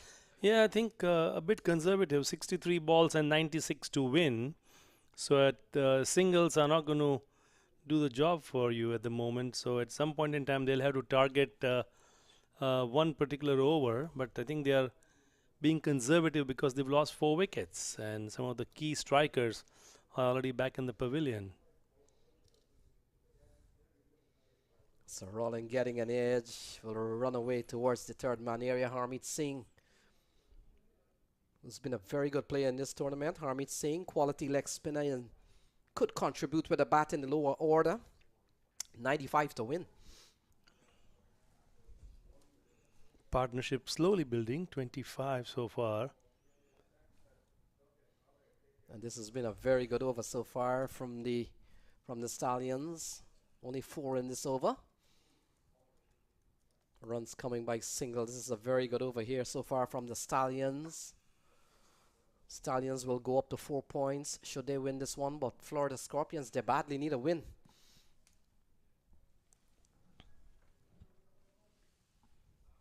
So 94 to win from 61 balls. Still a long way to go.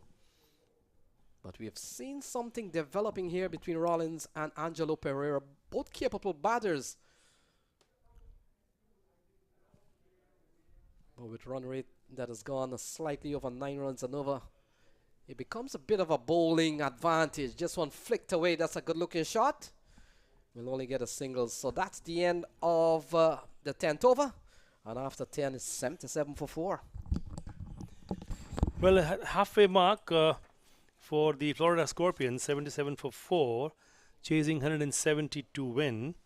The problem is they've been losing wickets with regularity, and this is a partnership that is slowly building. Last over fetched them 6 runs. Every ball gave them 1 run each. Joshua has finished 2 overs and has given 14 runs so far. This is going to be the 11th over for the Florida Scorpions. Scorpions got into trouble early on because they lost Josh Simpson for a golden duck, and then of course Andrew Balbirnie was out, the Ireland captain out as well. So I welcome a new set of commentary team, and Ivor Henry is in the box.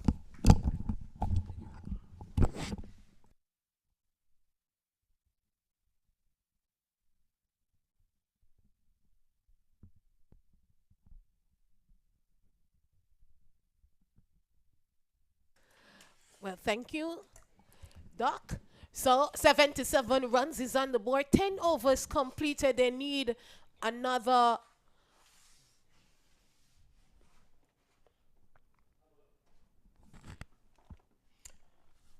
Good afternoon, folks. Kimberly, your mic has been muted there. We got to get you back in song. Okay, Yep. you're back up again. Yep, they need another 93 runs for victory from 60 deliveries. Yes, we're at the halfway stage in terms of overs, but we're not nowhere near to the halfway mark in winning. 170 is required for the victory. That's the target. And Fidel Edwards with ball in hand is going to try to make further inroads into the Florida Scorpion. So when the Stallion batted, we saw some early wickets. We saw the big fish of Cornwall, Guptill, and Tector. And when they would have realized the back, when the Scorpions would have realized the back of those 3 big fish, they forgot the captain really had to come on in and wheel the willow. And he was upset with himself when he got out. But 169 par score. This pitch is in its 2nd day. It's the 5th day of the tournament.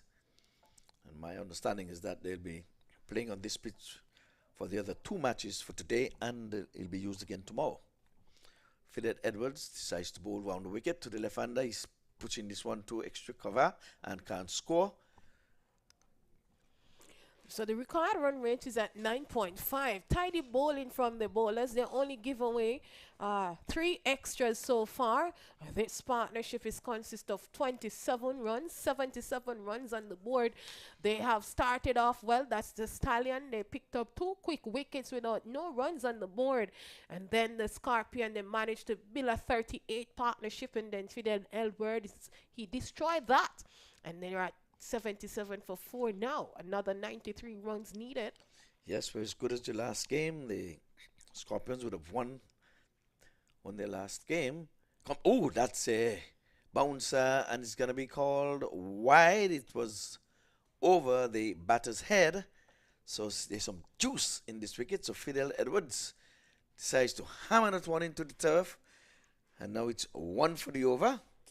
Second one would be a no ball. That one was quite pacey, and it's good carry to the wicket keeper. So he's asking the batter to smell some leather. So a penalty shootout for the Croatia and Brazil. This time he's swinging and missing again through to the wicket keeper. That one was quite pacey, and the batter would have made up his mind he's going to have a hard swing at it. By the time he would have swung, he would have gone past him. So Fidel Edwards, in his twilight, years, is still bowling up with some steam here at the Broward Central Stadium in the beautiful city of Lauderhill. But looking at Fidel Edwards, a man at 40, looking good, is very quick still, 40 years old, and still going on quite well. And that's what out of my conversation. He's fit for cricket. I'm not sure he's fit to do the yo-yo test. He's fit enough to play cricket. He's pacey. He batted well. He scored all of 6 not out when he's turned at bat. This time it's in the air. It's coming towards us. It's high. It's gone. It's another US Open maximum. Yes, it is. Yes, Fidel, guilty of overpitching. We'll have a look. Okay. Right in the slot. And it came out of the screws. Oh, you beauty. He punishes that one over the ropes, and they'll be happy with that. And takes the score to 84 for 4, chasing a total of 170 runs. So let's see how Fidel will answer, or will he be put back over the boundary? He's trying to pull this one. That one was going borderline over the shoulder. Remember, he's been warned, and he's just allowed one over the shoulder. That one was just about borderline. I think Fidel is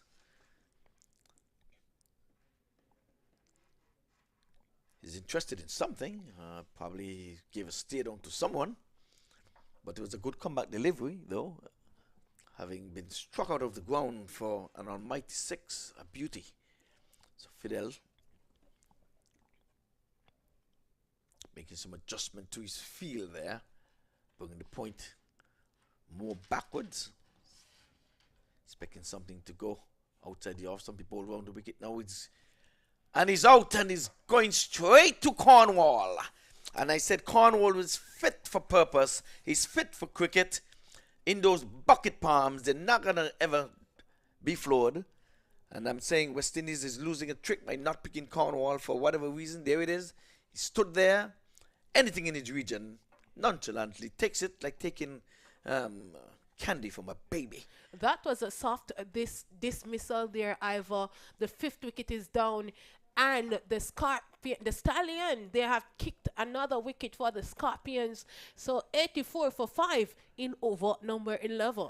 Yes, the batting is still in favor. The batters of maybe overhauling this 170. They're in a good space, to be honest with you. I think 2020 is more of a batting game than anything else. They just require 9 runs and over, under 10 runs and over. I think they're sitting pretty. The concern column there would be the wicket column. They're halfway down. Remember, in cricket, you would have lost all of your 10 wickets before overhauling 170. It simply means you would have lost the match. So the sun is really coming down here in South Florida, right here in the beautiful city of Lauderhill. We have to big up the Broward County.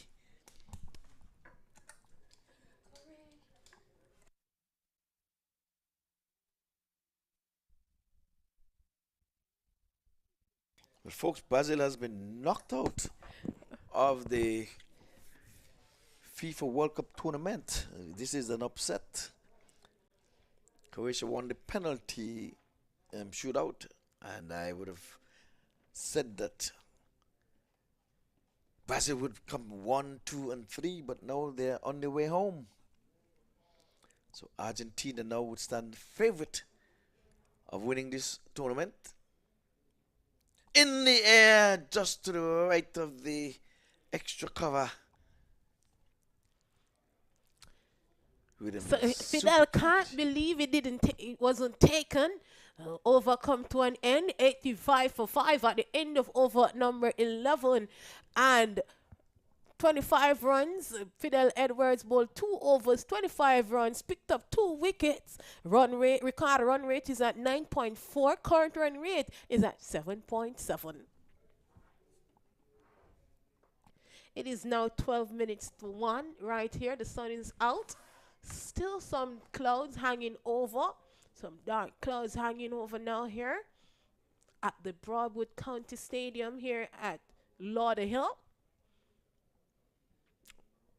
So we have 2 games to come. Another 85 runs required from 54 deliveries. The Stallions, they are really bowling well. You have seen some excellent catches throughout this tournament so far. Florida Scorpion, they have lost 5 wickets. They're looking to build to see if they can get the remaining runs to get to the target of 170. So Cornwall, he's off. Yeah, he's been battling the flu during this tournament. So the batsman is driving off the outer portion of the bat and can't score. So if the Scorpions keep going this way, they're really giving themselves a chance to overhaul the 170. They have to be mindful of losing wickets though. Nothing puts you further behind the clock than losing wickets. This time he's playing this one down. That is George Dockwell. He has just gotten in.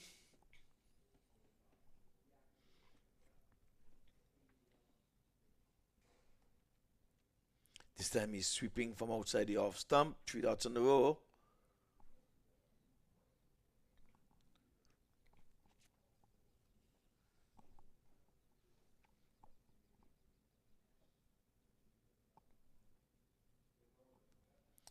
The farmer bowled this time again and can't score. It's a nice tight over. Nice and tidy. And they're pushing up that run rate. It's now gone over 10. Partnership in its infancy, just 1. Pereira is still there. He's 15 from 11, going at a good clip. And again, can't score. So we have 5 dots. Could this be another maiden, the second one in the inning? So George Dockwell, he's bowling. It's gone. 6 wicket has fallen. 85 for 6. George, I was about to say, he's an Irishman. He walks back to the dressing room. The score reads 85 for 6. And the Scorpion have been kicked again by the Stallions, Ivor. Yes, indeed. And there's another maiden wicket. So here it is, exposing all 3 sticks. Went too far across. And you know, you miss and I hit. 6 wicket is down. And they were right on course for just cruising along. But the wicket column, that's going to be bothersome for them. But again, they won the toss and decided that they would have fielded first. So it's a wicket maiden for Singh. Bowled 2 overs, 10 runs on the wicket. I must say the Stallions, they're bowling pretty well. And you mentioned that the Florida Scorpion, they're batting, but the wicket column is really falling apart. They need a partnership to get another 85 runs from 48 delivers. The record run rate is 10.6. Current run rate is 7.1. Well, we've seen 15 wickets are falling in this match so far. It's the first of the day. We still have another 2 to follow. So wickets are tumbling. Just 169 runs in the first inning. So could today be the wickets day? We've seen plenty of runs in the tournament so far. We've seen a few 90s. A couple of them. Yesterday we had 200 partnerships. There, brilliant batting yesterday. Yes, indeed. And Harry Tector stands out in our minds. He batted beautifully the night before. Some good. This time he's driving, going past short extra cover for a single. So 170 runs. That will always be a good total on the board, but batsmen applying themselves will be gettable. They're bowling well. The Stallions, they're really bowling well. only 4 extras in the innings so far. The fielders, they have been brilliant. They've taken their catches and they feel pretty well. Yes, when the Scorpions bowled, they gave up some 17 extras. It's quite a lot. Batsmen are settling for the singles, biding their time. They're waiting, trying to get the eye in. So Lamin's the new batter that is keeping company with Angelo Pereira. They're putting out the reverse sweep and he gets it in the air. He's going to get away with it. And they're going to be getting 2 runs for that.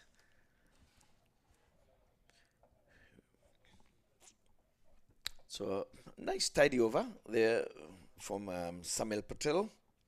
His ball now is 3 overs for 17 runs.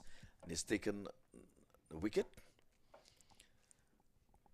So, like I was saying, 15 overs in the day's play so far.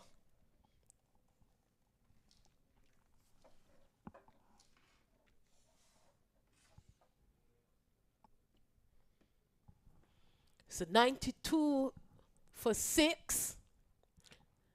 Bringing back Singh in the attack. Ball 2 overs, picked up a wicket for 10 runs. 13 overs gone, another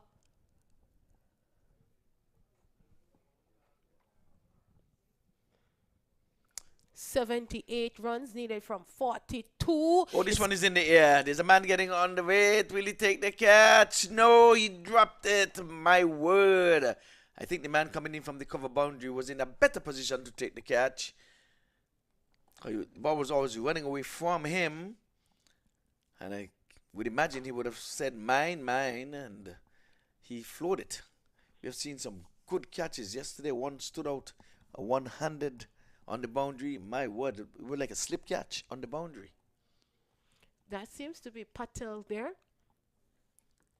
Yeah, that should have been taken. And this time he's having to switch it. And no need for that. The batsman was well in his ground when he tried to run him out at the non-striker's end. And in doing so, gave away an extra one. So it's all happening here in this over. A drop catch and an overthrow. And Hamid Singh, not a happy man, but he's got to keep his composure.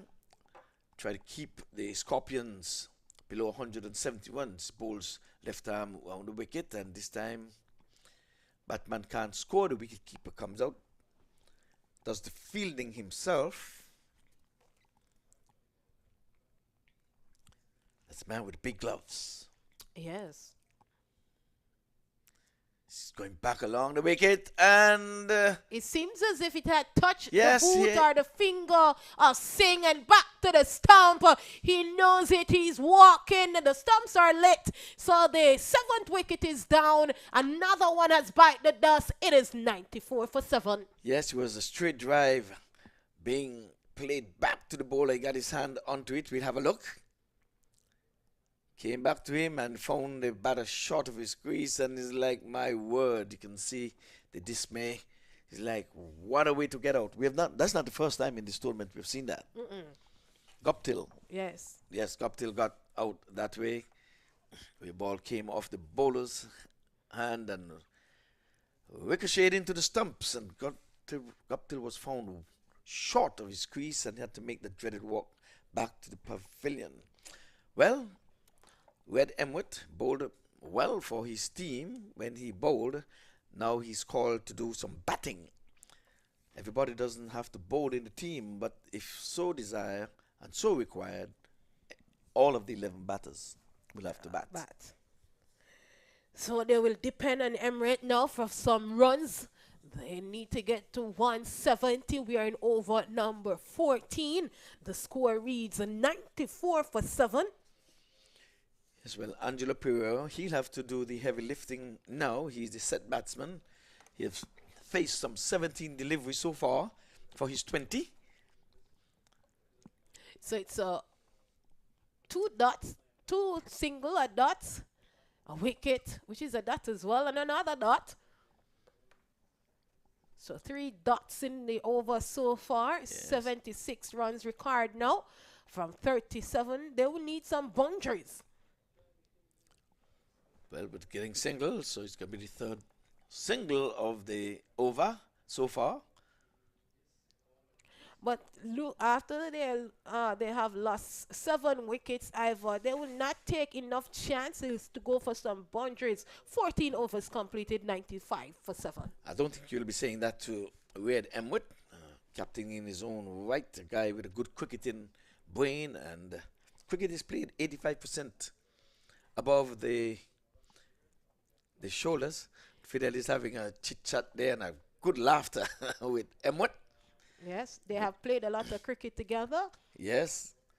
And Emwitt is saying, I've been shaken up here by Fidel Edwards. It's a non-contact sport and he came touching me. I'm just kidding, folks. I'm just kidding. I don't know what's the conversation between the umpire and Emwitt. But Fidel Edwards had a good laugh there with him. They were both smiling, so we know it was on the good side. No animosity between these two as far as we know. So Patel in his final over picked up a wicket for 18 runs. 96 for 7. The Stallions, they have really bowled well, been disciplined, only give away 4 extras. Catches have been great. Loud appeal. Patel said, oh my. He's saying it's going on leg. The umpire is indicating to him it's probably missing leg. We'll have a look. Fair delivery. Going down leg. Yes, he was absolutely correct. Was the arm ball. Pitching in line, but missing. Good decision there by the umpire. Not that it matters if we think it was good or bad, but he has the final say. But from our advantage point here, that one was really clearly missing the leg stump. So again, we haven't seen a boundary in quite some time. He's coming after him, and just like the doctor ordered, using his feet well, Angela Pereira, and he smacks. He smoked this one over wide long on for 6. We'll have a look.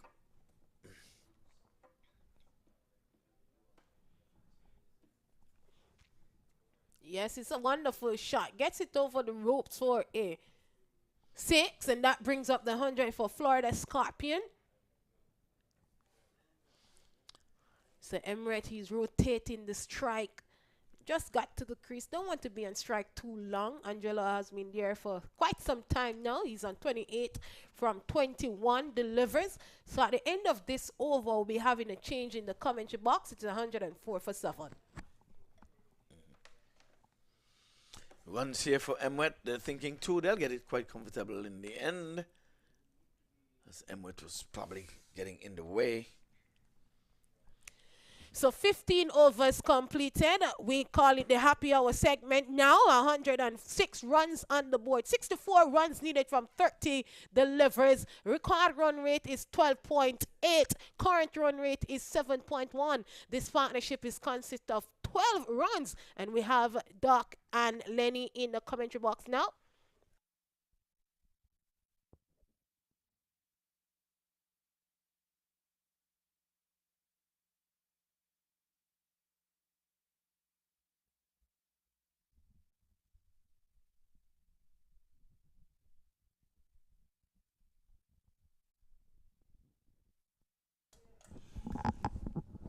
Welcome back to all the viewers. 106 for 7 for the Florida Scorpions as they are chasing 170 to win in this match. This is the first match of match number 13 here at the Broward County Stadium, as I am joined by Professor Mamchan, who is occupying this seat here.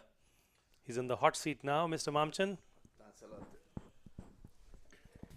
Thanks a lot, Nilesh. It's 108 for 7, and Emirates is on 4, so it's a long way to go, Nilesh. I think it's going to be very difficult. You know Emrit well. He comes from your island of Trinidad. How are his batting skills? No, he is pretty good with the bat. Emrit is actually considered an all-rounder. He has first-class centuries in regional cricket. And to make a first-class century in regional first-class cricket here in the West Indies, you'll have to be pretty good. So Emrit is good when it comes to that. He's a genuine all-rounder. He can also get runs rapidly as well. But it's a situation where they really need to, he would need to press on very early. I was talking to Emrit earlier, and we were talking about the score, and 15 extras were conceded. 17 actually. 17? Sorry. I stand corrected. That's one too many. Because in a 20-over match, 17 extras are far too many. Skipper to skipper. Emrit gets a single. Sunil Gavaskar always says, no freebies in cricket. Let them earn the runs. Don't throw your wicket away. Let them earn the runs. No balls, wides, byes. All these are extra. Certain byes, of course, you cannot avoid if the wicketkeeper is not able to get to it. I think the only thing that you cannot really blame a fielding team for, oh, that's a nice slide and pick up. Wonderful bit of work down behind square there. And I think the only thing that you can forgive a team for in the extras column are leg byes. So the score is Nelson 111 for 7, and as is customary, our production manager Roddy Lalman, when it's 111, he hops on one leg. I have yet to see that spectacle. Yes, he hops on one leg. Mr. Lalman. Emrit could be in trouble here, and the catch is dropped. Wow, that went way up in the air. Visibility is good, so the fielder must take blame. And that is the shortest Nelson you will see in terms of the time consumed. That one hop on the leg came down like a bang. So, but he has done it. Credit to him. Credit to Mr. Alman. He has done it. He has done it. 112 for 7, and Emrit. I think Emrit helped Roddy on that occasion because he got a score away from 111 quickly.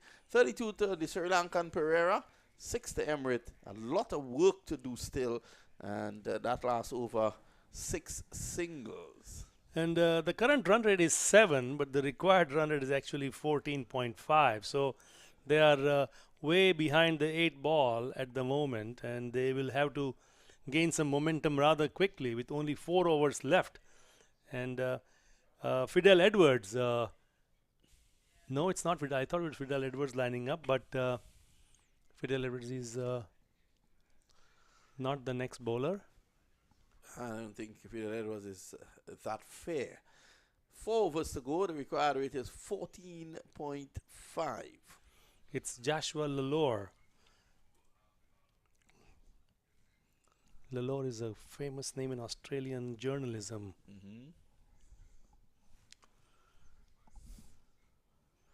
So here is the Law.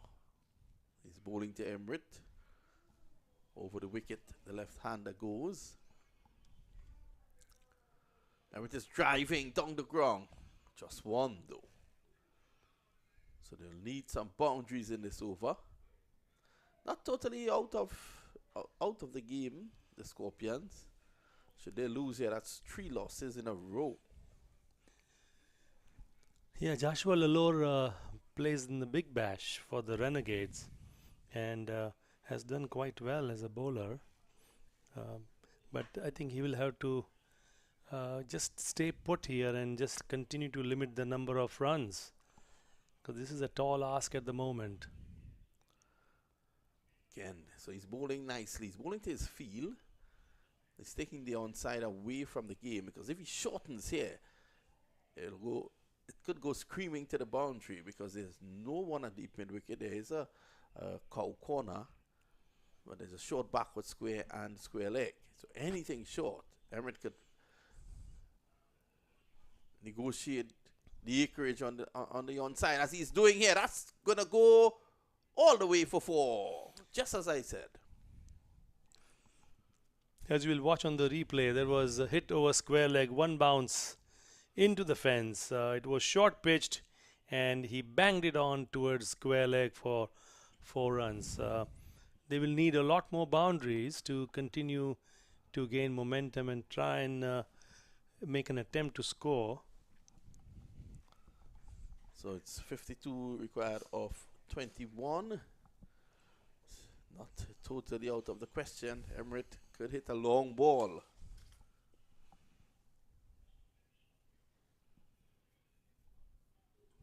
It's going to be Lelo to continue.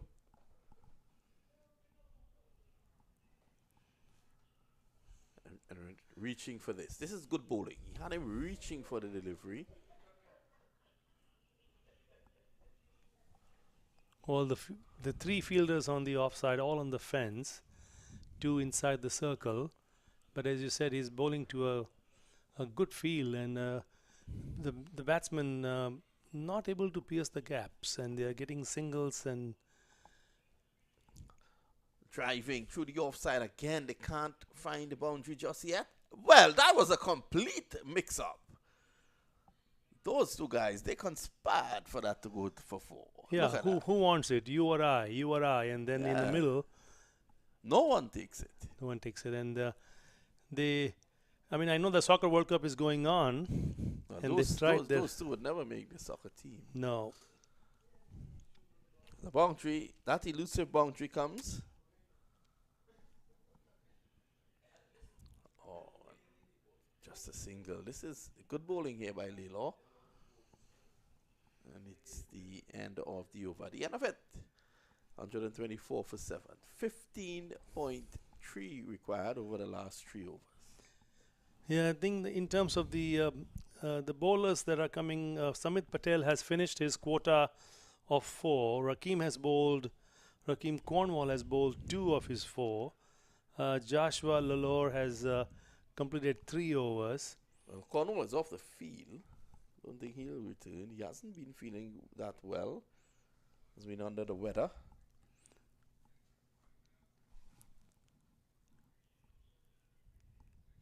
Fidel Edwards has 2 more overs to go, and that the next over is, I believe, Fidel Edwards coming from the opposite end, and he will be bowling to the Sri Lankan Angelo Pereira.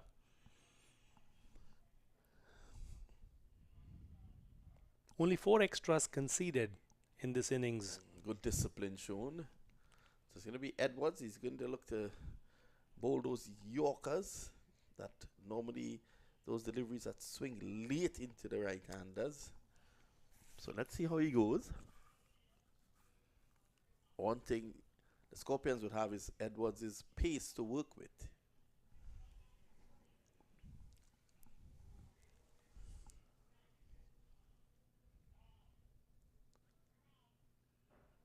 Oh, that's a big hit. That is going to go down to the boundary for 6. Cow corner comes alive. It certainly does. It's a lovely 6 as Fidel Edwards was steaming in, as you see it on your replay, and that is hit beautifully over the mid-on fence for a 6 run. Well, he told you earlier on he wanted to be a bowling coach. He would not want to coach that sort of delivery. That was in the slot. That certainly was. And nowadays, with all the technology available and details available, so important for the bowlers to find the right line and length. Edwards again. This is swatted away. They're going to go back for 2. Good running by Emirates. He's on the non-strikers end and he reaches home. Emirates has carried on in age. I think he's 40 or 41, but has remained supremely fit. Credit to him. Fidel Edwards, also known as Castro, for obvious reasons. He's a funny guy. Yeah, he's a nice guy. He's from Boscobel in Barbados. It's the north of Barbados. Oh, this just helped around the corner, protection, and they take just 1. So let's put things into perspective here, Doc. They've gotten 9 of the first 3 deliveries. Starting the over, the required rate was 15.2. So they have a further 3 deliveries to at least get another 7 runs or so. Yeah, no dot balls, no singles. The fielders are on the fence. There are 4 fielders, all on the onside boundaries. Mid-on, mid-wicket, square leg and a deep fine leg, all on the fence. I'm getting the impression that this game is far from over. Here's Edwards, very rhythmical approach up to the crease and bows, and he's spooning this there, Edwards. And that's just one. I mean, they know the strength of their onside hitting, so they have all the onside fielders on the fence. As far as the offside is concerned, they have a short third man, a deep gully, if you will, cover point and a mid-off, and there's a man deep on the square leg squarish cover as well. So the offside fielders are much closer, and there's nobody close on the onside because they are going to try and hit 6s on the onside. Well, Edwards has to be careful here because his stock delivery is the one that goes away from the right-hander. And this is why he's putting protection right back on the offside now, because that's his stock delivery. It moves away from the right-hander. And if he goes into the hitting zone, they can easily drive that over the infield. So now there is a sweeper in position at cover as Edwards runs in. Slow delivery. This is down the ground and Edwards strikes.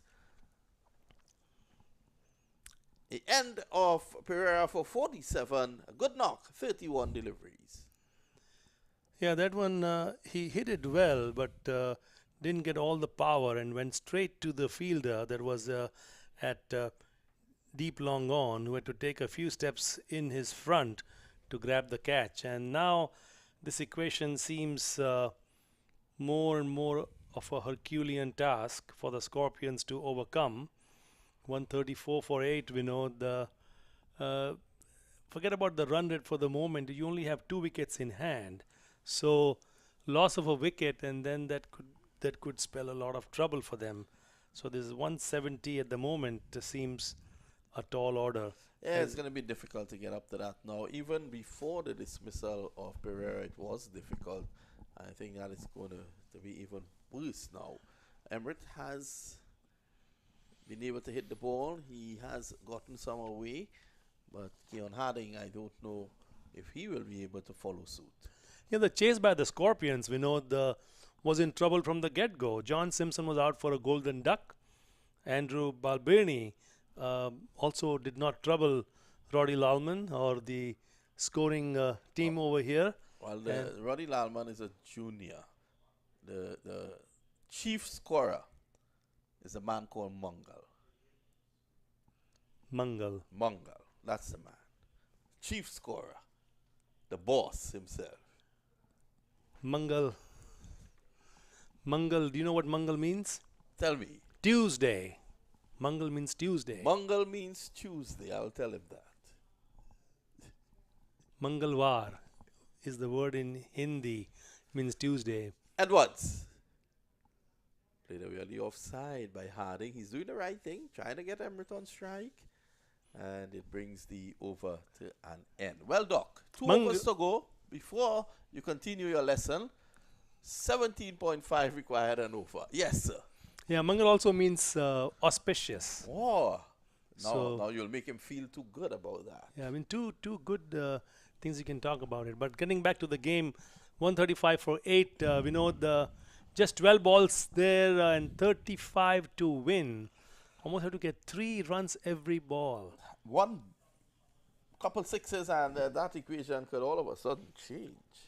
As the Clarion County team just underneath us is beginning to warm up for the match number 2. That's a strong team. Clarion County team, very strong.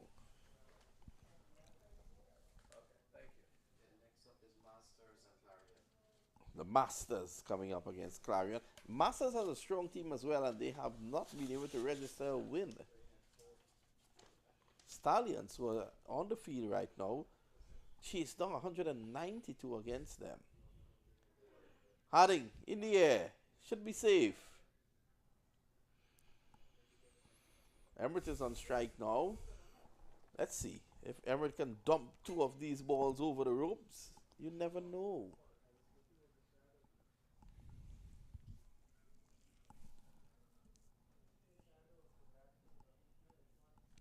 Laylaw.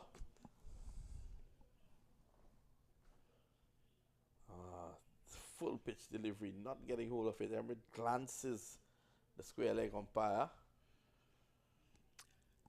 There's a full toss. He wanted to actually hit it on the onside, but just got connected and went straight to the fielder at long off. These ones are not going to cut it for the Scorpions, I'm afraid. Down the ground goes Harding, and we can't see because of the side screen. Did it go for 4? In fact, no. And because of the fielder actually rolled the ball back, they saw it as an opportunity to go for a second. Well, I think they should have a look at that again. Let's have a look at that again. Our guy Roddy will slow that down for us. Harding beaten. Good areas he's bowling here, Lilo. If we can go back to the previous effort. There you can see it coming up. Harding going down the ground. And if we can just slow it up here now, you can see the effort. Did he touch the rope, Doc? It was a brilliant effort, nevertheless, to save that 6, I would imagine. Yep. So 23.3 required at the moment. I mean, the fielding has been very high standards. There have been few lapses here, but if you look at the big picture, the fielding has been quite high, quite good for this US Open. So the last delivery that he faced, Keon Harding wasn't too happy. He thought it was a wide, and he was gesturing to the umpire. Wasn't that a wide? Well, he's out, and he's on his way out. So it's 139 for 9 now. And John Ross Jagisa is the man going in. So Emerson Jagisa out there at the moment.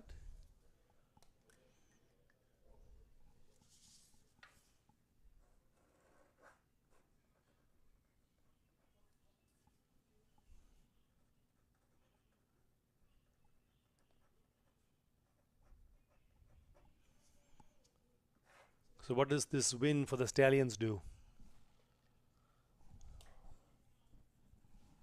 Well, the Stallions will go through to the next round with this victory.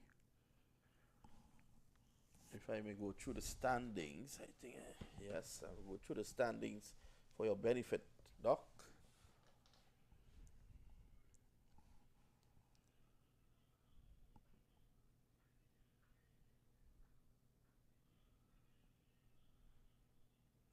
Should get that pretty quickly here.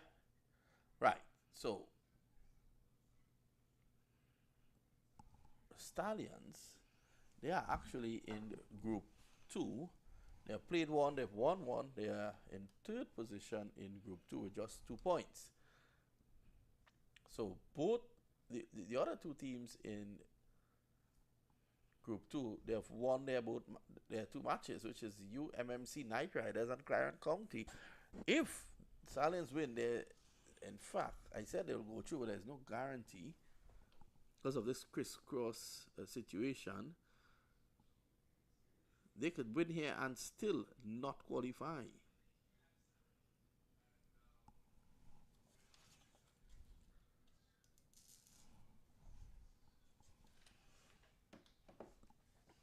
So at the moment, it's 140 for 9, 1 over to go. A small matter of 30 required, only 5 sixes. So stay tuned for the next match. Will be between the Masters and the Clarion County. Masters, of course, Stephen Taylor, Nitish Kumar, Sherfain Rutherford, John Ross Campbell, among others, and of course Romario Shepherd. And Clarion County, Mark Adair, Shea Hope, Odain Smith, Gudakesh Moti, Ben Dunk, and Jesse Booton. Well, So Ben Dunk has been dunking them over the boundary. 30 required of the last 6 balls. Let's see. And Jaskaran Malhotra is not at the crease.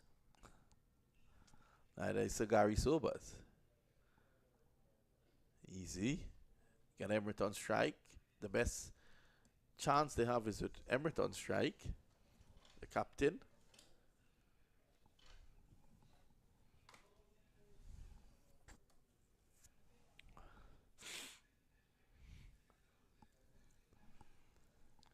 You must have read about this player Jagdeesan in the IPL.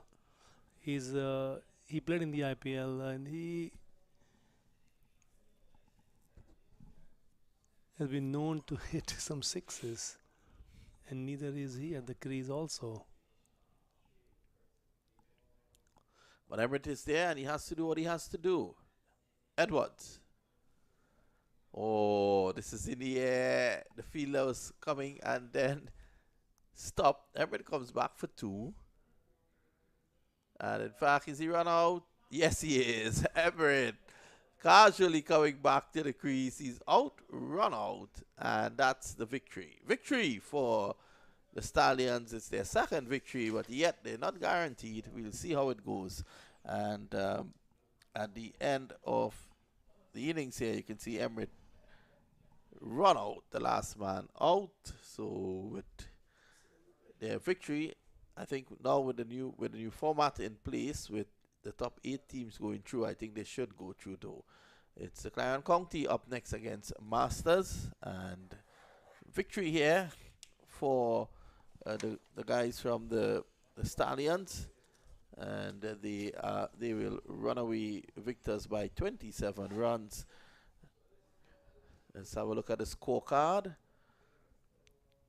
John Simpson failed to score. Joe Cracknell 22. Andrew Balbuni, the Irish captain, he failed to score.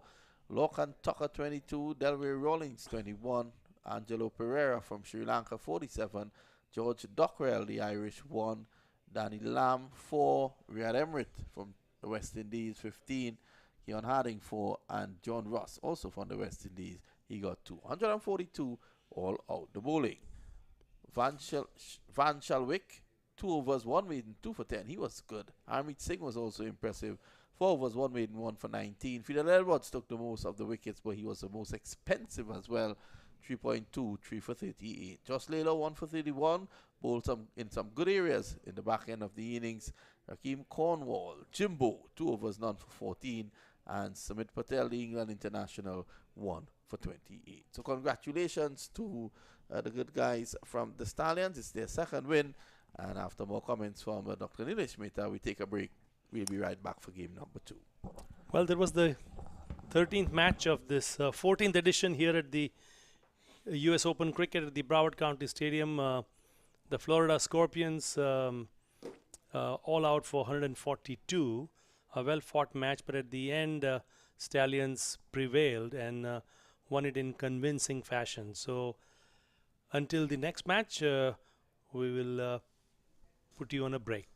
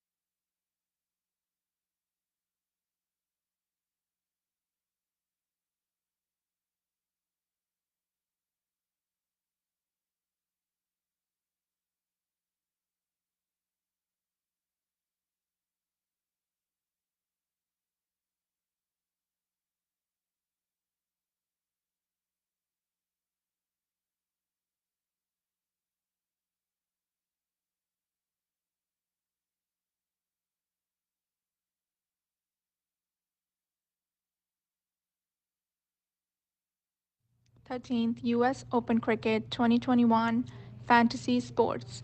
Create your dream 11 and win exciting prizes. Log in www.usopenfantasy.com. We're staying with cricket news, and young female administrator Samantha Qureshi in the United States was recently rewarded for her excellent work in developing cricket in that part of the world. The young Qureshi, a champion show jumper, was able to walk away with a recognition award from the Hall of Fame. Now, she's the chief accountant at Cricket Council USA, and her work was really recognized. Let's hear what she has to say.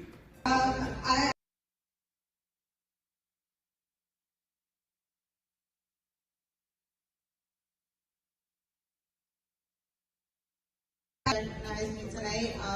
I do a lot of work with Cricket Council. I'm the CFO.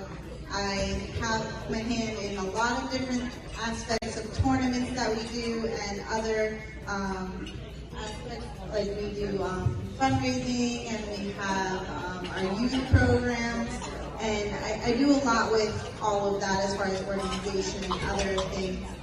So it's just really nice to be recognized tonight, and I appreciate it. Thank you, guys. Well, thanks a lot. We want to continue to encourage Samantha in doing her work. And from the West Indies, we want to wish her all the best as well. Good afternoon for all US cricket lovers and the rest of the crickets around the world. We have Cricket Council USA founder and chairman in ICC Cricket Academy.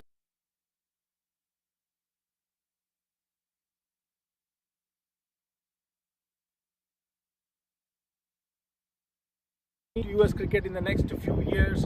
As we all know, 2024 ICC T20 World Cup has been awarded for West Indies and US. Son.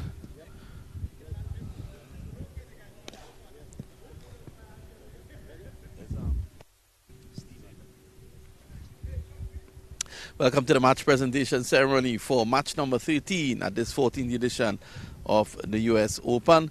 And we have here Stephen, one of our sponsors. He's the man with the wooden sunglasses. And also Harry Tector.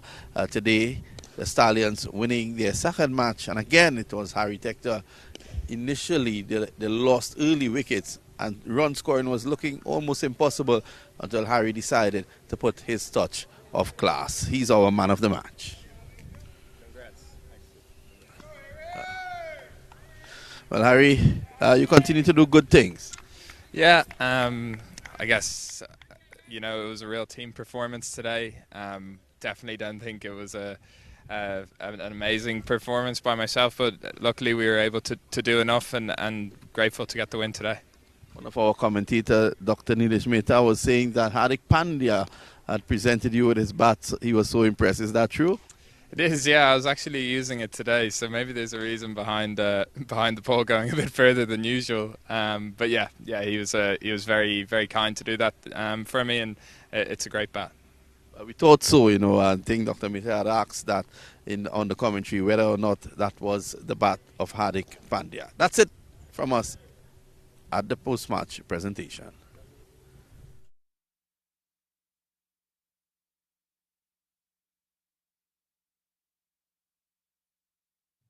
th US Open Cricket 2021 Fantasy Sports.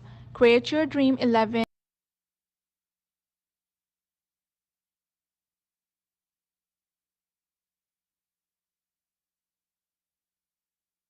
And young female administrator Samantha Qureshi in the United States was recently rewarded for her excellent work in developing cricket in that part of the world. The young Qureshi, a champion show jumper, was able to walk away with a recognition award from the Hall of Fame.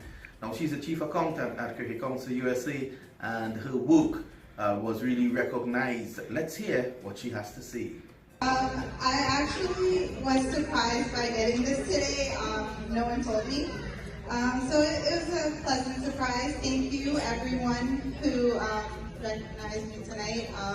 I do a lot of work with Cricket Council. I'm the CFO. I have my hand in a lot of different aspects of tournaments that we do and other aspects.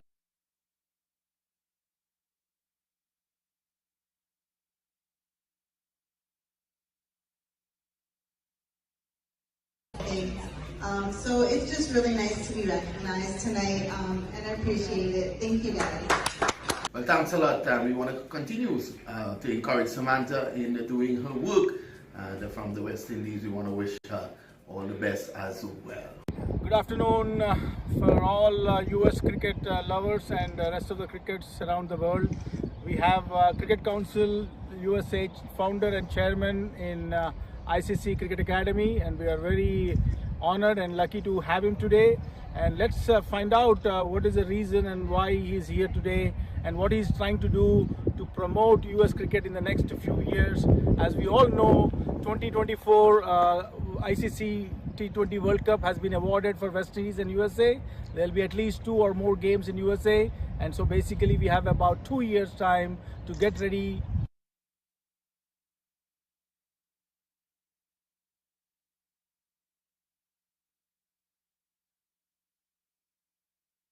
Here in Dubai, meeting the ICC executives and officials. See, we were starting now USA Cricket for last so many years, last 2 decades, and we did as much promoted cricket in USA now. So we want to see the international skills coming to the USA now, 2024 World Cup. So we want to see visiting the facility, visiting how they doing ICC, how they're doing international skill, where they're dominating the cricket, like India, Pakistan, all. So this is a great platform we have now to learn, bring that